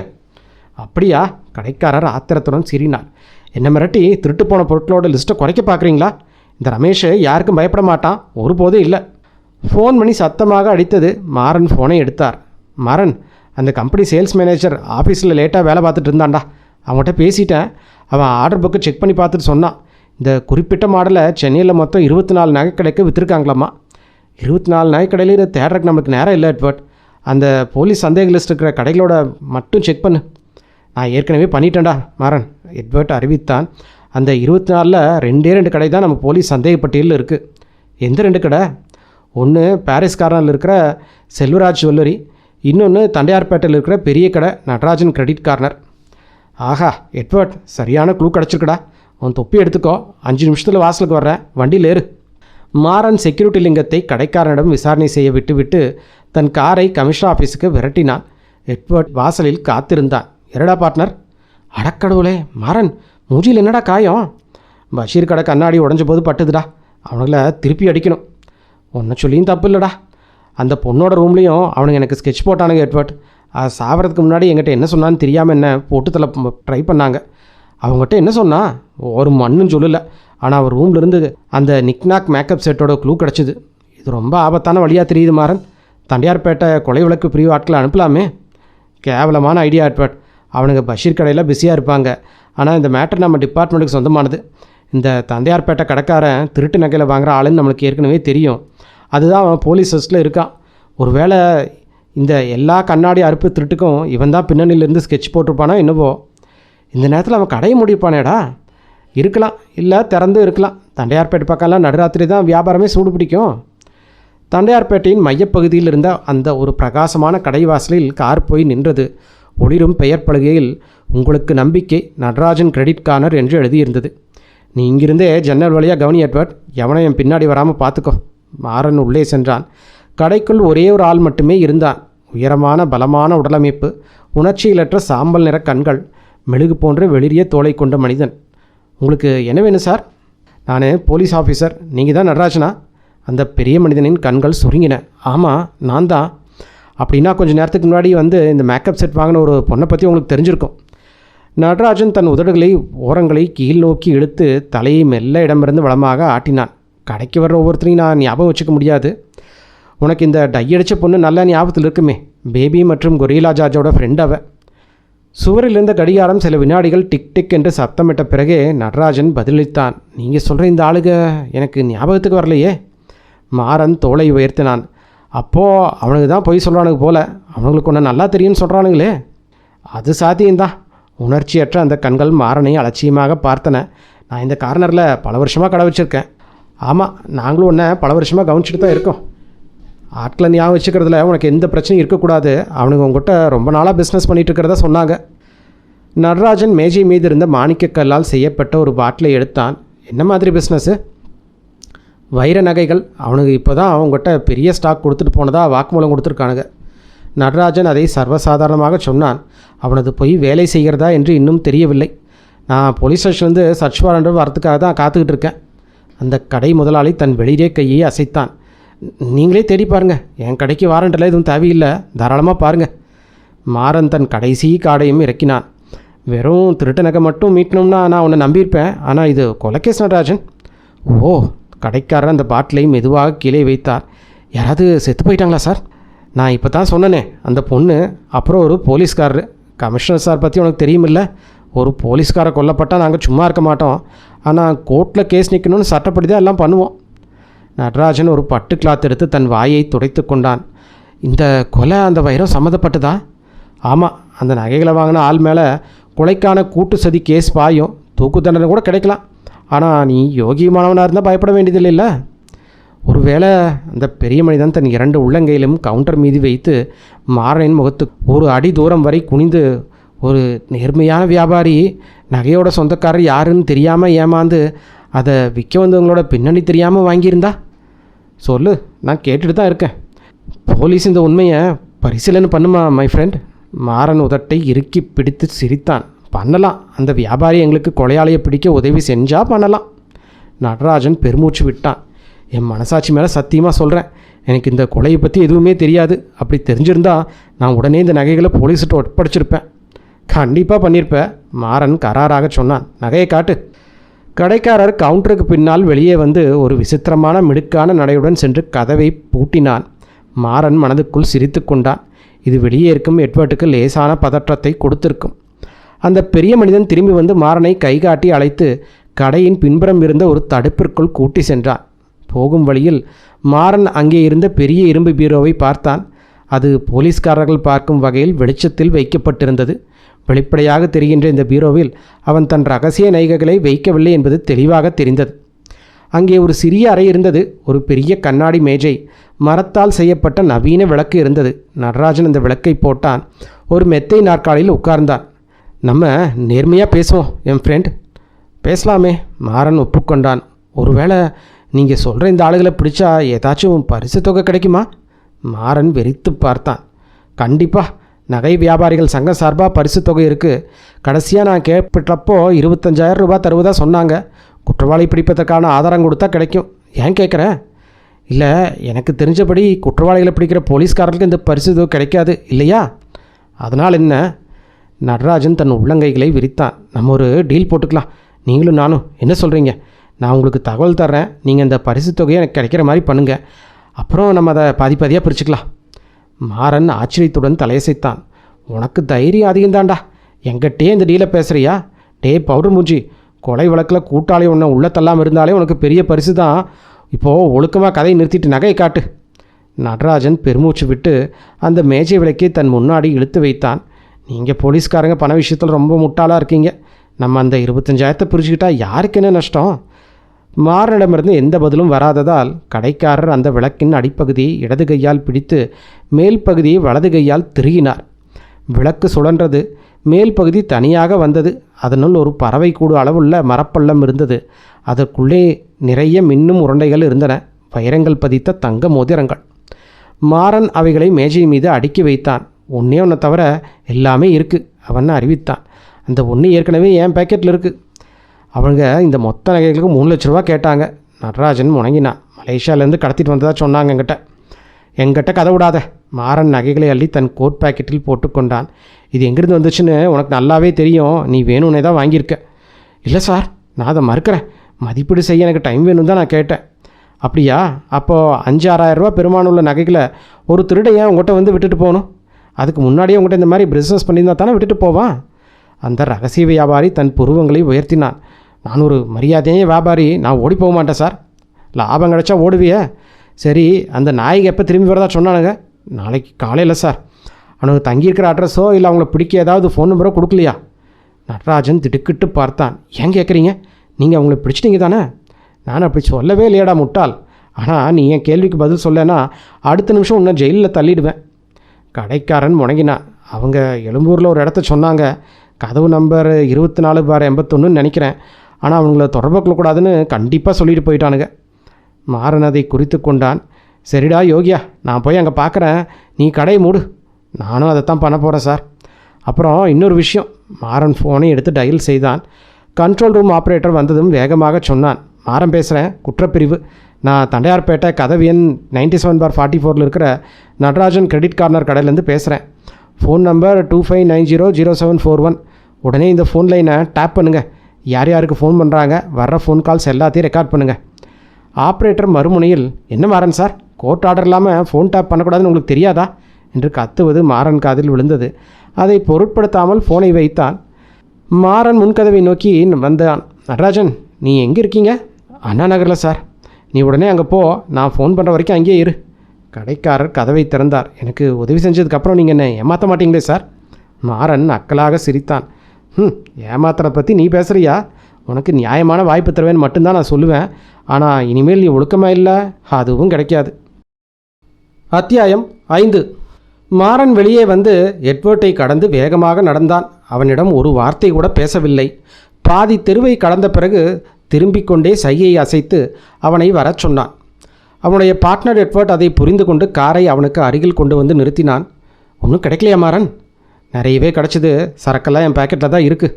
நடராஜனை அரெஸ்ட் பண்ண போகிறது இல்லையா? இப்போதைக்கு இல்லை எட்வர்ட். அவன் உண்மையிலேயே இந்த ரவுடி கூட சேர்ந்து தான் வேலை செய்கிறானான்னு எனக்கு இன்னும் முழுசாக உறுதியாகலை. ஆனால் சீக்கிரம் கண்டுபிடிச்சிடலாம். நீ தெருவோட இந்த முனையில் நில்லு. நான் காரை எடுத்துகிட்டு அந்த முனைக்கு போகிறேன். அவனை நம்ம ஃபாலோ பண்ணுவோம். அவன் உன் பக்கம் வந்தால் நான் அதை பார்த்துக்கிட்டு உன்னை காரில் ஏற்றிக்கிறேன். அவன் என் பக்கம் வந்தால் நீ தனியாக பார்த்துக்கணும். போலீஸ் கண்ட்ரோல் ரூமுக்கு விஷயம் சொல்லிடு. மாறன் தன் பார்ட்னரை அங்கே நிறுத்திவிட்டு காரை எடுத்துக்கொண்டு தெருவை சுற்றி வந்தான். அவன் தெருமுனையை அடைந்த பொழுது நடராஜன் கடையுடைய லைட்டுகள் அணைக்கப்பட்டு கொண்டு இருந்தது. ஒரு நிமிடம் கழித்து அந்த கடைக்காரன் கதவை திறந்து வெளியே வந்தான். தெருவின் இரு பக்கமும் எச்சரிக்கையாக பார்த்துவிட்டு எட்வர்ட் நின்று கொண்டிருந்த கார்னரை நோக்கி வேகமாக நடந்தான். மாறன் அவனுக்கு பின்னாடியே பாதுகாப்பான இடைவெளியில் காரை மெல்ல ஓட்டிச் சென்றான். நடராஜன் பாரிமுனை மெயின் ரோட்டை கடந்து திரும்பினான். மாறன் எட்வர்ட்டை பார்த்தபொழுது கடைக்காரனை காணவில்லை. அந்த பைந்தாங்கொல்லி சவுகார்பேட்டை பக்கம் போகிறான், அவன்தான். எட்வர்ட் கத்தினான். மாறன் முழங்கினான். அண்ணா நகர் வீட்டுக்கு போக அவன் எதுக்கு இவ்வளோ சுற்றிட்டு போகிறான்? சென்ட்ரல் ரயில் நிலையம் பக்கமாக போனால் அந்த டாக்ஸியை அவர்கள் ஃபாலோ பண்ணிக்கொண்டே போனார்கள். எக்மோர் பக்கத்தில் ஒரு சின்ன தெருவுக்குள் அந்த டாக்ஸி போனது. டாக்ஸி நிற்பதற்கு முன்னாடியே மாறன் காரை நிறுத்தினான். நடராஜன் டாக்ஸியிலிருந்து இறங்கி தெருவை நோட்டம் விட்ட பொழுது அவனை யாராவது ஃபாலோ பண்ணி கொண்டு வந்த மாதிரி எந்த அடையாளமும் தெரியவில்லை. கடைக்காரன் டாக்ஸிக்காரனுக்கு அவசரமாக காசை கொடுத்துவிட்டு ஒரு 3 மாடி பலதான கட்டிடத்துக்குள் நுழைந்தான். எட்வர்ட் சொன்னான், இது அந்த பழைய டைப் வீடுடா. ஒரு மாடியில் 2-3 ஃப்ளாட் இருக்கும். அவன் எந்த ஃப்ளாட்டுக்குள்ளே போனான்னு நம்ம எப்படி கண்டுபிடிக்கிறது? நமக்கு தெரியாது எட்வர்ட், நீ இங்கே ஏறு. அவன் வெளியே வந்தால் பிடிச்சிக்கோ. நீ கொஞ்சம் கரடமுடன் நடந்துட்டாலும் உன்னை யாரும் தப்பு சொல்ல மாட்டாங்க. அவனை கார் ஸ்டீரிங்கில் கைவிழுங்க போட்டு பூட்டிட்டு அப்புறமா இந்த ஹாலுக்கு வா. உள்ளேருந்து யாராச்சும் சத்தம் கேட்குற வரைக்கும் அங்கேயே காத்துட்ரு. அது நானாக தான் இருப்பேன். 2 நிமிஷத்தில் எதுவும் சத்தம் கேட்கலன்னா நீயே ஏதாச்சும் சத்தத்தை உண்டு பண்ணி ஆட்களை கூப்பிடு. நீ எப்படா உள்ளே போக மாறன்? நான் பின்பக்கமாக நோட்டம் பார்க்க வேண்டியதாக இருக்கும். பின்னாடி இருக்கிற ஃபயர் எஸ்கேப் வழியாக படிக்கட்டு வழியாக ஏறுவேன். அவன் பின்பக்கம் ஃப்ளாட்டில் இல்லைன்னா நான் மொட்டை மாடிக்கு போய் மேலேருந்து கீழே இறங்குறேன். பார்த்துடா, தப்பாக ஏதாச்சும் பொண்ணு ரூமுக்குள்ளே குதிச்சிடாத. மாறன் அவனை பார்த்து போடா என்று சொல்லிவிட்டு குப்பை தொட்டிகளை கடைந்து பின்பக்கமாக போனான். தன் டார்ச் லைட்டை வைத்து பின் ஜன்னல்களை கடந்து மேலே போகிற அந்த இரும்பு படிக்கட்டை கண்டுபிடித்தான். 3 மாடியிலும் விளக்குகள் எரிந்து கொண்டிருந்தது. முதல் மாடியிலிருந்து பொம்பளைகளின் குரல்கள் கேட்டது. 2வது மாடியில் ஒரு பெரியவரும் குழந்தையும் பேசும் சத்தமும் கேட்டது. ஆனால் 3வது மாடி ஜன்னலில் மாதன் தன் காரை வைத்து கேட்டபொழுது நடராஜன் பேசுவது கேட்டது. எனக்கு இதில் எந்த சம்மந்தமும் வேண்டாம் பேபி, கொஞ்சம் ரிஸ்க் எடுக்கிறதுனா பரவாயில்ல, ஆனால் கொலைகேஸ் வரைக்கும் போகிறது எனக்கு ரொம்ப ஆபத்து. பேபியின் கீச்சு குரல் கேட்டது. டேய் கடைக்காரா, இப்போ என்னடா பண்ண முடியும் உன்னால்? எனக்கு என் காசு திரும்ப வந்தால் போதும், நகையை உங்கள்கிட்டயே கொடுத்துட்றேன், நீங்கள் தமிழ்நாட்டை விட்டு வெளியே போய் அதை விற்றுக்குங்க. பேபி அவனை அசிங்கமாக திட்டினான். அந்த 3 லட்சத்தை உனக்கு திரும்பவும் தரமாட்டோம். நானும் ஜார்ஜும் மாட்டிக்கிட்டா நீ தப்பிக்கவும் முடியாது. நடராஜன், அந்த நகை 5 லட்சம் பெறும். எங்களை ஏமாற்றி 1 லட்சத்துக்கு பேரம் பேசிட்டு இப்போ வண்டி பின்னாடியே எடுக்கிறியா? சரி, நடராஜன் களைப்பாக பேசினான். காசையும் மறந்துடுறேன், நாளைக்கு வந்து நகை எடுத்துகிட்டு போங்க, எனக்கு அது வேண்டாம், ரொம்பவே ஆபத்தானது. அந்த நஷ்டத்தை நானே ஏற்றுக்கிட்டு நகையை சாக்கடையில் தூக்கி போடுறேன். அவ்வளோ அவசரமாக தூக்கி போடணும்னா அப்புறம் இன்றைக்கி ராத்திரியே அதை கையோடு கொண்டு வரல? கடைக்காரன் சொன்னான். அது தொடர்றதுக்கே எனக்கு பயமாக இருக்குது. போலீஸ் சோதனையில் மாட்டிட்டா என்ன பண்ணுறது? நீங்களே நாளைக்கு காலைல வந்து எடுத்துக்கோங்க, இல்லைன்னா ஆற்றுல தூக்கி போடுறேன் சொல்லிட்டேன். ஃபயர் எஸ்கேப் படிக்கட்டு வழியாக உட்கார்ந்திருந்த மாதன் தன் பாக்கெட்டில் இருந்த மோதிரங்களின் வீக்கத்தை தொட்டு பார்த்து விட்டு நக்கலாக சிரித்தான். இந்த கிழமை இன்னும் அந்த பரிசு தொகையை தான் ஆசைப்பட்றான். பேபியும் கொரில்லாவும் நாளைக்கு காலையில் தன் கடைக்கு வர வச்சு அவங்கள போலீஸ்கிட்ட காட்டி கொடுத்து தான் நல்லவன் நிரூபித்து அந்த 25,000 பரிசையும் தூக்கிடலான்னு பிளான் பண்ணுறான். அப்படி கிடைச்சா பேபி கொடுத்த 1 லட்ச ரூபா நஷ்டத்தை ஈடுகட்டிடலான்னு கணக்கு போடுறான். உள்ளே இருந்து அப்புறம் மறுபடியும் பேச்சு சத்தம் எதுவும் வரவில்லை. ஃப்ளாட்டுக்குள் ஏதோ கதவை சாத்துகிற சத்தம் கேட்டது. மாறன் தன் கத்தியை எடுத்து ஜன்னல் போட்டை மெல்ல விளக்கினான். ஒரு திருடனோட ஃப்ளாட்டுக்குள் இப்படி நுழையிறது ஆபத்து தான். ஆனால் முன்கதவை உடைத்து கொண்டு போனால் அதைவிட ஆபத்து. இந்த பின்பக்கத்து ஜன்னல் அவர்களை கவனிக்காமல் இருந்தால் சரி. அவர்கள் கவனிக்கவில்லை. மாறன் கத்திமுனையால் பூட்டை விளக்கி ஜன்னல் கண்ணாடியை மெல்ல மேலே தூக்கினான். எந்த சத்தமும் இல்லாமல் ஜன்னல் திறந்தது. தன் துப்பாக்கியை எடுத்துக்கொண்டு திரைச்சீலையை விலக்கி அமைதியாக உள்ளே குதித்தான். அப்புறம் ஜன்னலை மெல்ல மூடினான். காற்று வந்தால் பேபிக்கு சந்தேகம் வந்து விடுமே. அவன் நின்று கொண்டிருந்த அறை ஒரு பெண்ணுடைய மேக்கப் ரூம் போல இருந்தது. ரோஸ் நிற பெட்ஷீட், அழகான திரைச்சீலைகள், பெரிய கண்ணாடி வைத்த ட்ரெஸ்ஸிங் டேபிள். ஆனால் பெண்களின் ட்ரெஸ் எதுவுமே அங்கு இல்லை. அவன் ஹாலுக்கு போகிற கதவை நோக்கி நடந்தான். ஒரு கிளாஸில் ஐஸ் கட்டி விழுகிற சத்தமும் சோடா ஊற்றும் சத்தமும் கேட்டது. மாறன் மெல்ல ஹாலுக்குள் நகர்ந்தான். நீலரன நைட்டி ட்ரெஸ் அணிந்திருந்த பேபி ஒரு சரக்கை மிக்ஸ் பண்ணி கொண்டு இருந்தான். அதை தன் உதடன் கொண்டு போன பொழுது மாறன் சொன்னான், அதை அப்படியே பிடிச்சிக்க செல்லும், 2 கையிலையும் பிடி, கிளாஸ் 2 கையிலையும் சீக்கிரமாக பிடி. பேபி சொன்னபடியே செய்தான். மாறனை பயத்துடன் பார்த்தான். மாறன் பக்கமாக போய் துப்பாக்கி முனையால் அவன் வயித்தை லேசாக குத்தினான். திரும்ப பேபி, சவுத்தில் கை வை. தன் பாக்கெட்டிலிருந்து கைவிலங்கை எடுத்து அதன் ஒரு பக்கத்தை அந்த கொலையாளின் இடது மணிக்கயிற்றில் பூட்டினான். அப்பொழுது முன்பக்க கதவு காலிங் பெல் சத்தம் கேட்டது. திரும்பவும் கேட்டது. அது அந்த குரங்கு மூஞ்சி ஜார்ஜாக இருக்கும் இல்லை? மாறன் கைவிலங்கின் மறுபக்கத்தை அருகே இருந்த சமையலறை இரும்பு பைப்புடன் சேர்த்து பூட்டினான். நீ இங்கே இரு மகனே, நான் போய் அவனை உள்ளே விடுறேன். நீ ஏதாச்சும் கத்துன உன் மூஞ்சியை உடச்சிடுவேன். மாறன் ஹால் வழியாக அழகாக அலங்கரிக்கப்பட்டிருந்த வரவேற்பை கடந்து முன்கதவுக்கு போனான். பூட்டில் சாவி போடும் சத்தம் கேட்டது. மாறன் வெயிட் பண்ணவில்லை. கதவை டக்கென்று திறந்தான். கொரில்லா ஜார்ஜ் ஆச்சரியத்தில் வாய்ப்பிழந்து உள்ளே விழுந்தான். மாறனுக்கும் அதே ஆச்சரியம்தான். ஏன்னா கொரில்லாவுக்கு பின்னாடி சிவந்த முகத்துடன் கையில் துப்பாக்கியுடன் நின்று கொண்டிருந்தது அந்த வஜ்ரா செக்யூரிட்டியால் லிங்கம். எவ்வளவு வேகமாக நடந்தது! உள்ளே பாய்ந்து வந்த வேகத்திலேயே கொரில்லா மாறனின் காலை பிடிக்க முயன்றான். மாறன் தன் துப்பாக்கி கட்டையால் அவனது காதோரத்தில் பலமாக அடித்தான். சாதாரண மனிதனாக இருந்தால் மண்டை உடைந்திருக்கும். ஆனால் கொரியவில்லா நிற்கவில்லை. தன் நீளமான கைகளால் மாறனின் கால்களை பிடித்து பலமாக தள்ளினான். சமையலறையிலிருந்து கத்தல் சத்தம் கேட்டது. ஜார்ஜ், இவனை கைவிலங்கு போட்டு பூட்டிட்டான். அந்த வார்த்தை அந்த தழும்பு வாயினை வெறிபிடிக்க வைத்தது. மாறன் அவனது தோள்பட்டையில் ஒரு முறை சுட்டான். ஆனால் ஜார்ஜ் தன் பெரிய கைகளால் மாறனின் தாடியில் ஒரு குத்து விட்டான். மாறனின் தலை ஒரு பக்கமாக சாய்ந்தது. உடைந்த விலா எலும்பிலிருந்து பயங்கர வலி உயிரை பறித்தது. அப்பொழுது லிங்கம் 2 அடி முன்னால் வந்து தன் துப்பாக்கி முனையால் கொரில்லாவின் வலது காதில் வைத்து ட்ரிகரில் அழுத்தினான். அவனுடைய உடம்பு மாறன் மேலே பிணமாக விழுந்தது. கடவுளே, லிங்கம்! மாறன் முணங்கினான். நீ அவனை சுற்றுக்கு தேவையில்லையே. அந்த செக்யூரிட்டியால் தன் துப்பாக்கி குழையிலிருந்து புகையை ஊதி தள்ளினான். அவனை கொன்னிருப்பான்டா. நான் அவனை அடிக்கத்தான் மேலே வந்தேன். நான் தான் வழியில் அவனை மடக்கி கூட்டிகிட்டு வந்தேன். மாறன் வழியோடு எழுந்தான். நீ வழியில் என் பாட்டனை பார்க்கலையா? அவனைத்தான் நான் கீழே காவலுக்கு வச்சுட்டு வந்தனே. பார்த்தேன். லிங்கம் கொரில்லாவின் உடலை காலால் தள்ளிவிட்டான். ஆனால் அவன் போலீஸ் படையை கூப்பிட்டு ஃபோன் பண்ண போயிட்டான். அதான் நான் உள்ளே வந்தேன். இந்த பேபி தங்குற ஃப்ளாட் எதுன்னு தேடிட்டு இருந்தப்போ இந்த நாய் வந்தான். அதான் அவனை கூட்டிகிட்டு வந்தேன். ஜார்ஜ், சமையலிருந்து பேபி கத்தினான். அவன் உன்னை எங்கே சுட்டான் ஜார்ஜ்?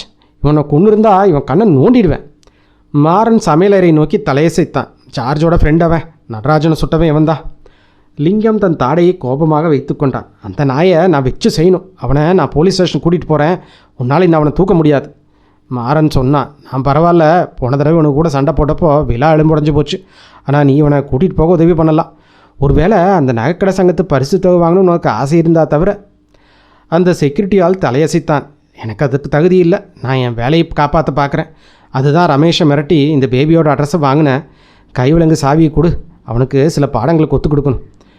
மாறன் தன் பேக்கெட்டிலேருந்து ஒரு சாவி எடுத்து அவனிடம் தூக்கி போட்டான். அவனை ரொம்ப அடிக்காத, அப்புறம் கோர்ட்டில் பிரச்சனை ஆகிடும். லிங்கம் சமையலறைக்குள் போனான். மாறன் அந்த செக்யூரிட்டியால் கண்ணிலிருந்து மறையும் வரை காத்திருந்து விட்டு அப்புறம் பூனை நடந்து பின்னாலேயே போனான். மூளை வழியாக எட்டி பார்த்தான். லிங்கம் கைவிலங்கு பூட்டை திறக்க கஷ்டப்பட்டு கொண்டிருந்தான். சீக்கிரம் பண்ணு. பேபி முணுமுணுத்தான். அப்படியே ஒரு துப்பாக்கியும் கொடு. இடது பக்க பேக்கெட்டில் இருக்குது. லிங்கம் முணங்கினான். இந்த சாவி வரமாட்டேங்குது. கண்டிப்பாக வராதுடா. மாறன் கத்தினான். நீ சொன்ன கதையை நம்புற அளவுக்கு நான் முட்டாள் நினச்சியா? லிங்கம் சீறிக்கொண்டு சுட்டான். ஆனால் பேபி அவனது பாக்கெட்டிலிருந்து இன்னொரு துப்பாக்கி பிடுங்க முயன்றதால் அவன் குறி தப்பியது. மாறன் அவசரப்படவில்லை. கதவு சட்டத்தில் சாய்ந்து நின்று கொண்டு லிங்கத்தின் தொப்புள் பகுதியில் சரியாக சுட்டான். அந்த செக்யூரிட்டியால் கீழே விழுந்து துப்பாக்கி விடுவிக்கும் வரை அதே இடத்தில் தொடர்ந்து தோட்டாக்களை விட்டான். அந்த வஜ்ரால் கீழே விழுவதற்குள்ளாகவே பேபி அவனது கோட்டிலிருந்து துப்பாக்கியை பிடுங்கிவிட்டான். அதை உயர்த்தி மாறனை குறிவைத்தான். மாறன் வேகமாக முன்னாடி போய் துப்பாக்கி முனையை தட்டிவிட்டு தன் .38 ரக துப்பாக்கி கட்டையால் பேபியின் பற்களிலேயே ஒரு போடு போட்டான். அந்த கொலையாளி வழியால் முணங்கிக் கொண்டே கைவிலங்கு சங்கிலியில் பலமில்லாமல் சாய்ந்தான். லிங்கம் பக்கவாட்டில் உருண்டான். உன்னை சும்மா விட மாட்டாங்கடா போலீஸ். என் ஆளுக்கு உன்னை போட்டு தள்ளிடுவாங்க. கண்டிப்பாக பண்ணுவாங்க லிங்கம். மாறன் சிங் துணியை திறந்து தன் தலையை அதில் நனைத்து கொண்டு மூச்சு வாங்கியபடியே சொன்னான். துரோகியை பிடிச்சதுக்காக எனக்கு மெடல் வாங்கி தருவாங்க. அது மட்டும் இல்லாமல் கோவை போலீஸால் தேடப்பட்டு வர ஒரு குற்றவாளியை பிடிச்சதுக்கும் சேர்த்தி தருவாங்க. உனக்கு பைத்தியம் பிடிச்சிருச்சு. ஒரு போலீஸ்காரன் துப்பாக்கி வெடி பிடிச்சி அலையிறான். லிங்கம் தன் வயிற்றை பிடித்து கொண்டான். அந்த காட்சி மாறனுக்கு ஆப்ரேஷன் தியேட்டர் வண்டியில் கிடந்த நடராஜனை ஞாபகப்படுத்தியது. இல்லை, மாறன் தன் முகத்தை துணியால் துடைத்து கொண்டான். நான் கொஞ்சம் முட்டாளாக இருந்திருக்கலாம், ஆனால் பைத்தியமாக இல்லை. இந்த எல்லா கண்ணாடி அறுப்பு திருட்டுகளுக்கும் பின்னாடி இருக்கிற ஆள் நகைக்கடை டிஸ்பிளே பற்றியும் வஜ்ரா செக்யூரிட்டி ஆளுக எப்போ எங்கே இருக்க மாட்டாங்கிறத பற்றியும் போலீஸ் ரோந்து வண்டி எப்போ வேறு பக்கமாக போகுங்கிறத பற்றியும் நல்லா தெரிஞ்சவனாக தான் இருக்கணும்னு யோசிக்க எனக்கு மூளை இருந்துச்சு. ரமேஷ் மாதிரி ஆளுகளுக்கு இந்த ரகசியமெல்லாம் தெரியாது. அவனால் கண்டுபிடிக்கவும் முடியாது. கண்டிப்பாக இந்த கொரில்லா பேபி மாதிரி 2 கோழிப்பட நாய்களுக்கும் இந்த தகவல் தெரிஞ்சிருக்கிறதுக்கு வாய்ப்பே இல்லை. ஆனால் உனக்கு தெரியும், நடராஜன் கூட சேர்ந்துக்கிட்டு நீ பல நாளாக இதை பண்ணிகிட்டு இருந்திருக்க. ஒவ்வொரு தடவையும் வேறு வேறு கூலிப்படையை சேர்த்து திருடிட்டு வேலை முடிஞ்சது அவனுங்கள போட்டு தள்ளியிருக்க இல்லை? பேபி முணங்கினான். ஜார்ஜ், நீ ஜார்ஜை சுட்டுட்டியா? நான் இல்லை, மாறன் சொன்னான். நான் சுட்டிருப்பேன், ஆனால் உன்னோட பாஸ் எனக்கு முன்னாடியே அவனை போட்டு தள்ளிட்டான். அந்த நைட்டி போட்ட இளைஞன் முன்னாடி நகர்ந்து லிங்கத்தின் முகத்தை மூர்க்கத்தனமாக பிரண்டினான். மாறன் குனிந்து அவனை தடுத்து நிறுத்தினான். மாறன், எங்கடா இருக்க மாறன்? முன்கதவிலிருந்து எட்வர்ட்டின் பதட்டமான குரல் கேட்டது. கிச்சனில் இருக்க, மாறன் கத்தினான். எட்வர்ட் ஓடி வந்தான். அடக்கடவுளே! மூளையில் கிடந்து 2 பேரையும் பார்த்து மூச்சு வாங்கினான். நல்ல வேளை நான் ஆம்புலன்ஸ் ஃபோன் பண்ணேன். இல்லை, எதுக்கடா ஃபோன் பண்ண எட்வர்ட்? அந்த கடைக்காரன் நடராஜன் நான் காரை விட்டு இறங்கி போய் இந்த வஜ்ரால அவனை காவல் காக்க வச்சேன். நான் திரும்பி வந்து பார்த்தா இந்த வஜ்ரால காணோம். நடராஜன் நெண்டில் கட்டை விடுற அளவுக்கு பெரிய துப்பாக்கி ஓட்டம் ஒன்று கிடக்குது. அவன் உயிரோடு இருப்பான்னு நம்புகிறேன். மாறன் உருமினான். இந்த அயோக்கிய செக்யூரிட்டிக்கு எதிராக சாட்சி சொல்கிறக்காக அவன் பொழைக்கணும். இவன் பேர் லிங்கம் இல்லை, இவன் பேர் செல்வராஜ். ஆனால் அதில் ஒன்றும் பெரிய வித்தியாசம் இல்லை. பேபி கோட்டில் எல்லாத்தையும் கக்கிடுவான். லிங்கம் அலைஸ் செல்வராஜ் தான் பேபியோட ஃப்ரெண்டை கொன்னான். ஐயோ மாறன், என்ன ஒரு கொலைக்கலாம்! இதில் அந்த பொண்ணை சுட்டது யார்? இந்த பேபி தான். கண்டிப்பாக லிங்கத்தோட உத்தரவின் பேரில் தான் பண்ணியிருப்பான். நடராஜன் சுடப்பட்டதான் அந்த பொண்ணு பயந்தோட பார்த்தா. அவளை போட்டு தள்ளனா விஷயம் வெளியே வந்துடும்னு முடிச்சிட்டாங்க. அவன் மயக்கத்திலிருந்து அந்த இளைஞனிடம் போய் அவன் சுருட்டை முடியை கலைத்து கேட்டான். எனக்கு என்ன தோணுது தெரியுமா எட்வர்ட்? என்னடா மாறன், இவன் தலையை மொட்டை அடித்தா இப்படி இருக்குன்னு யோசிச்சு பார்க்குறேன்.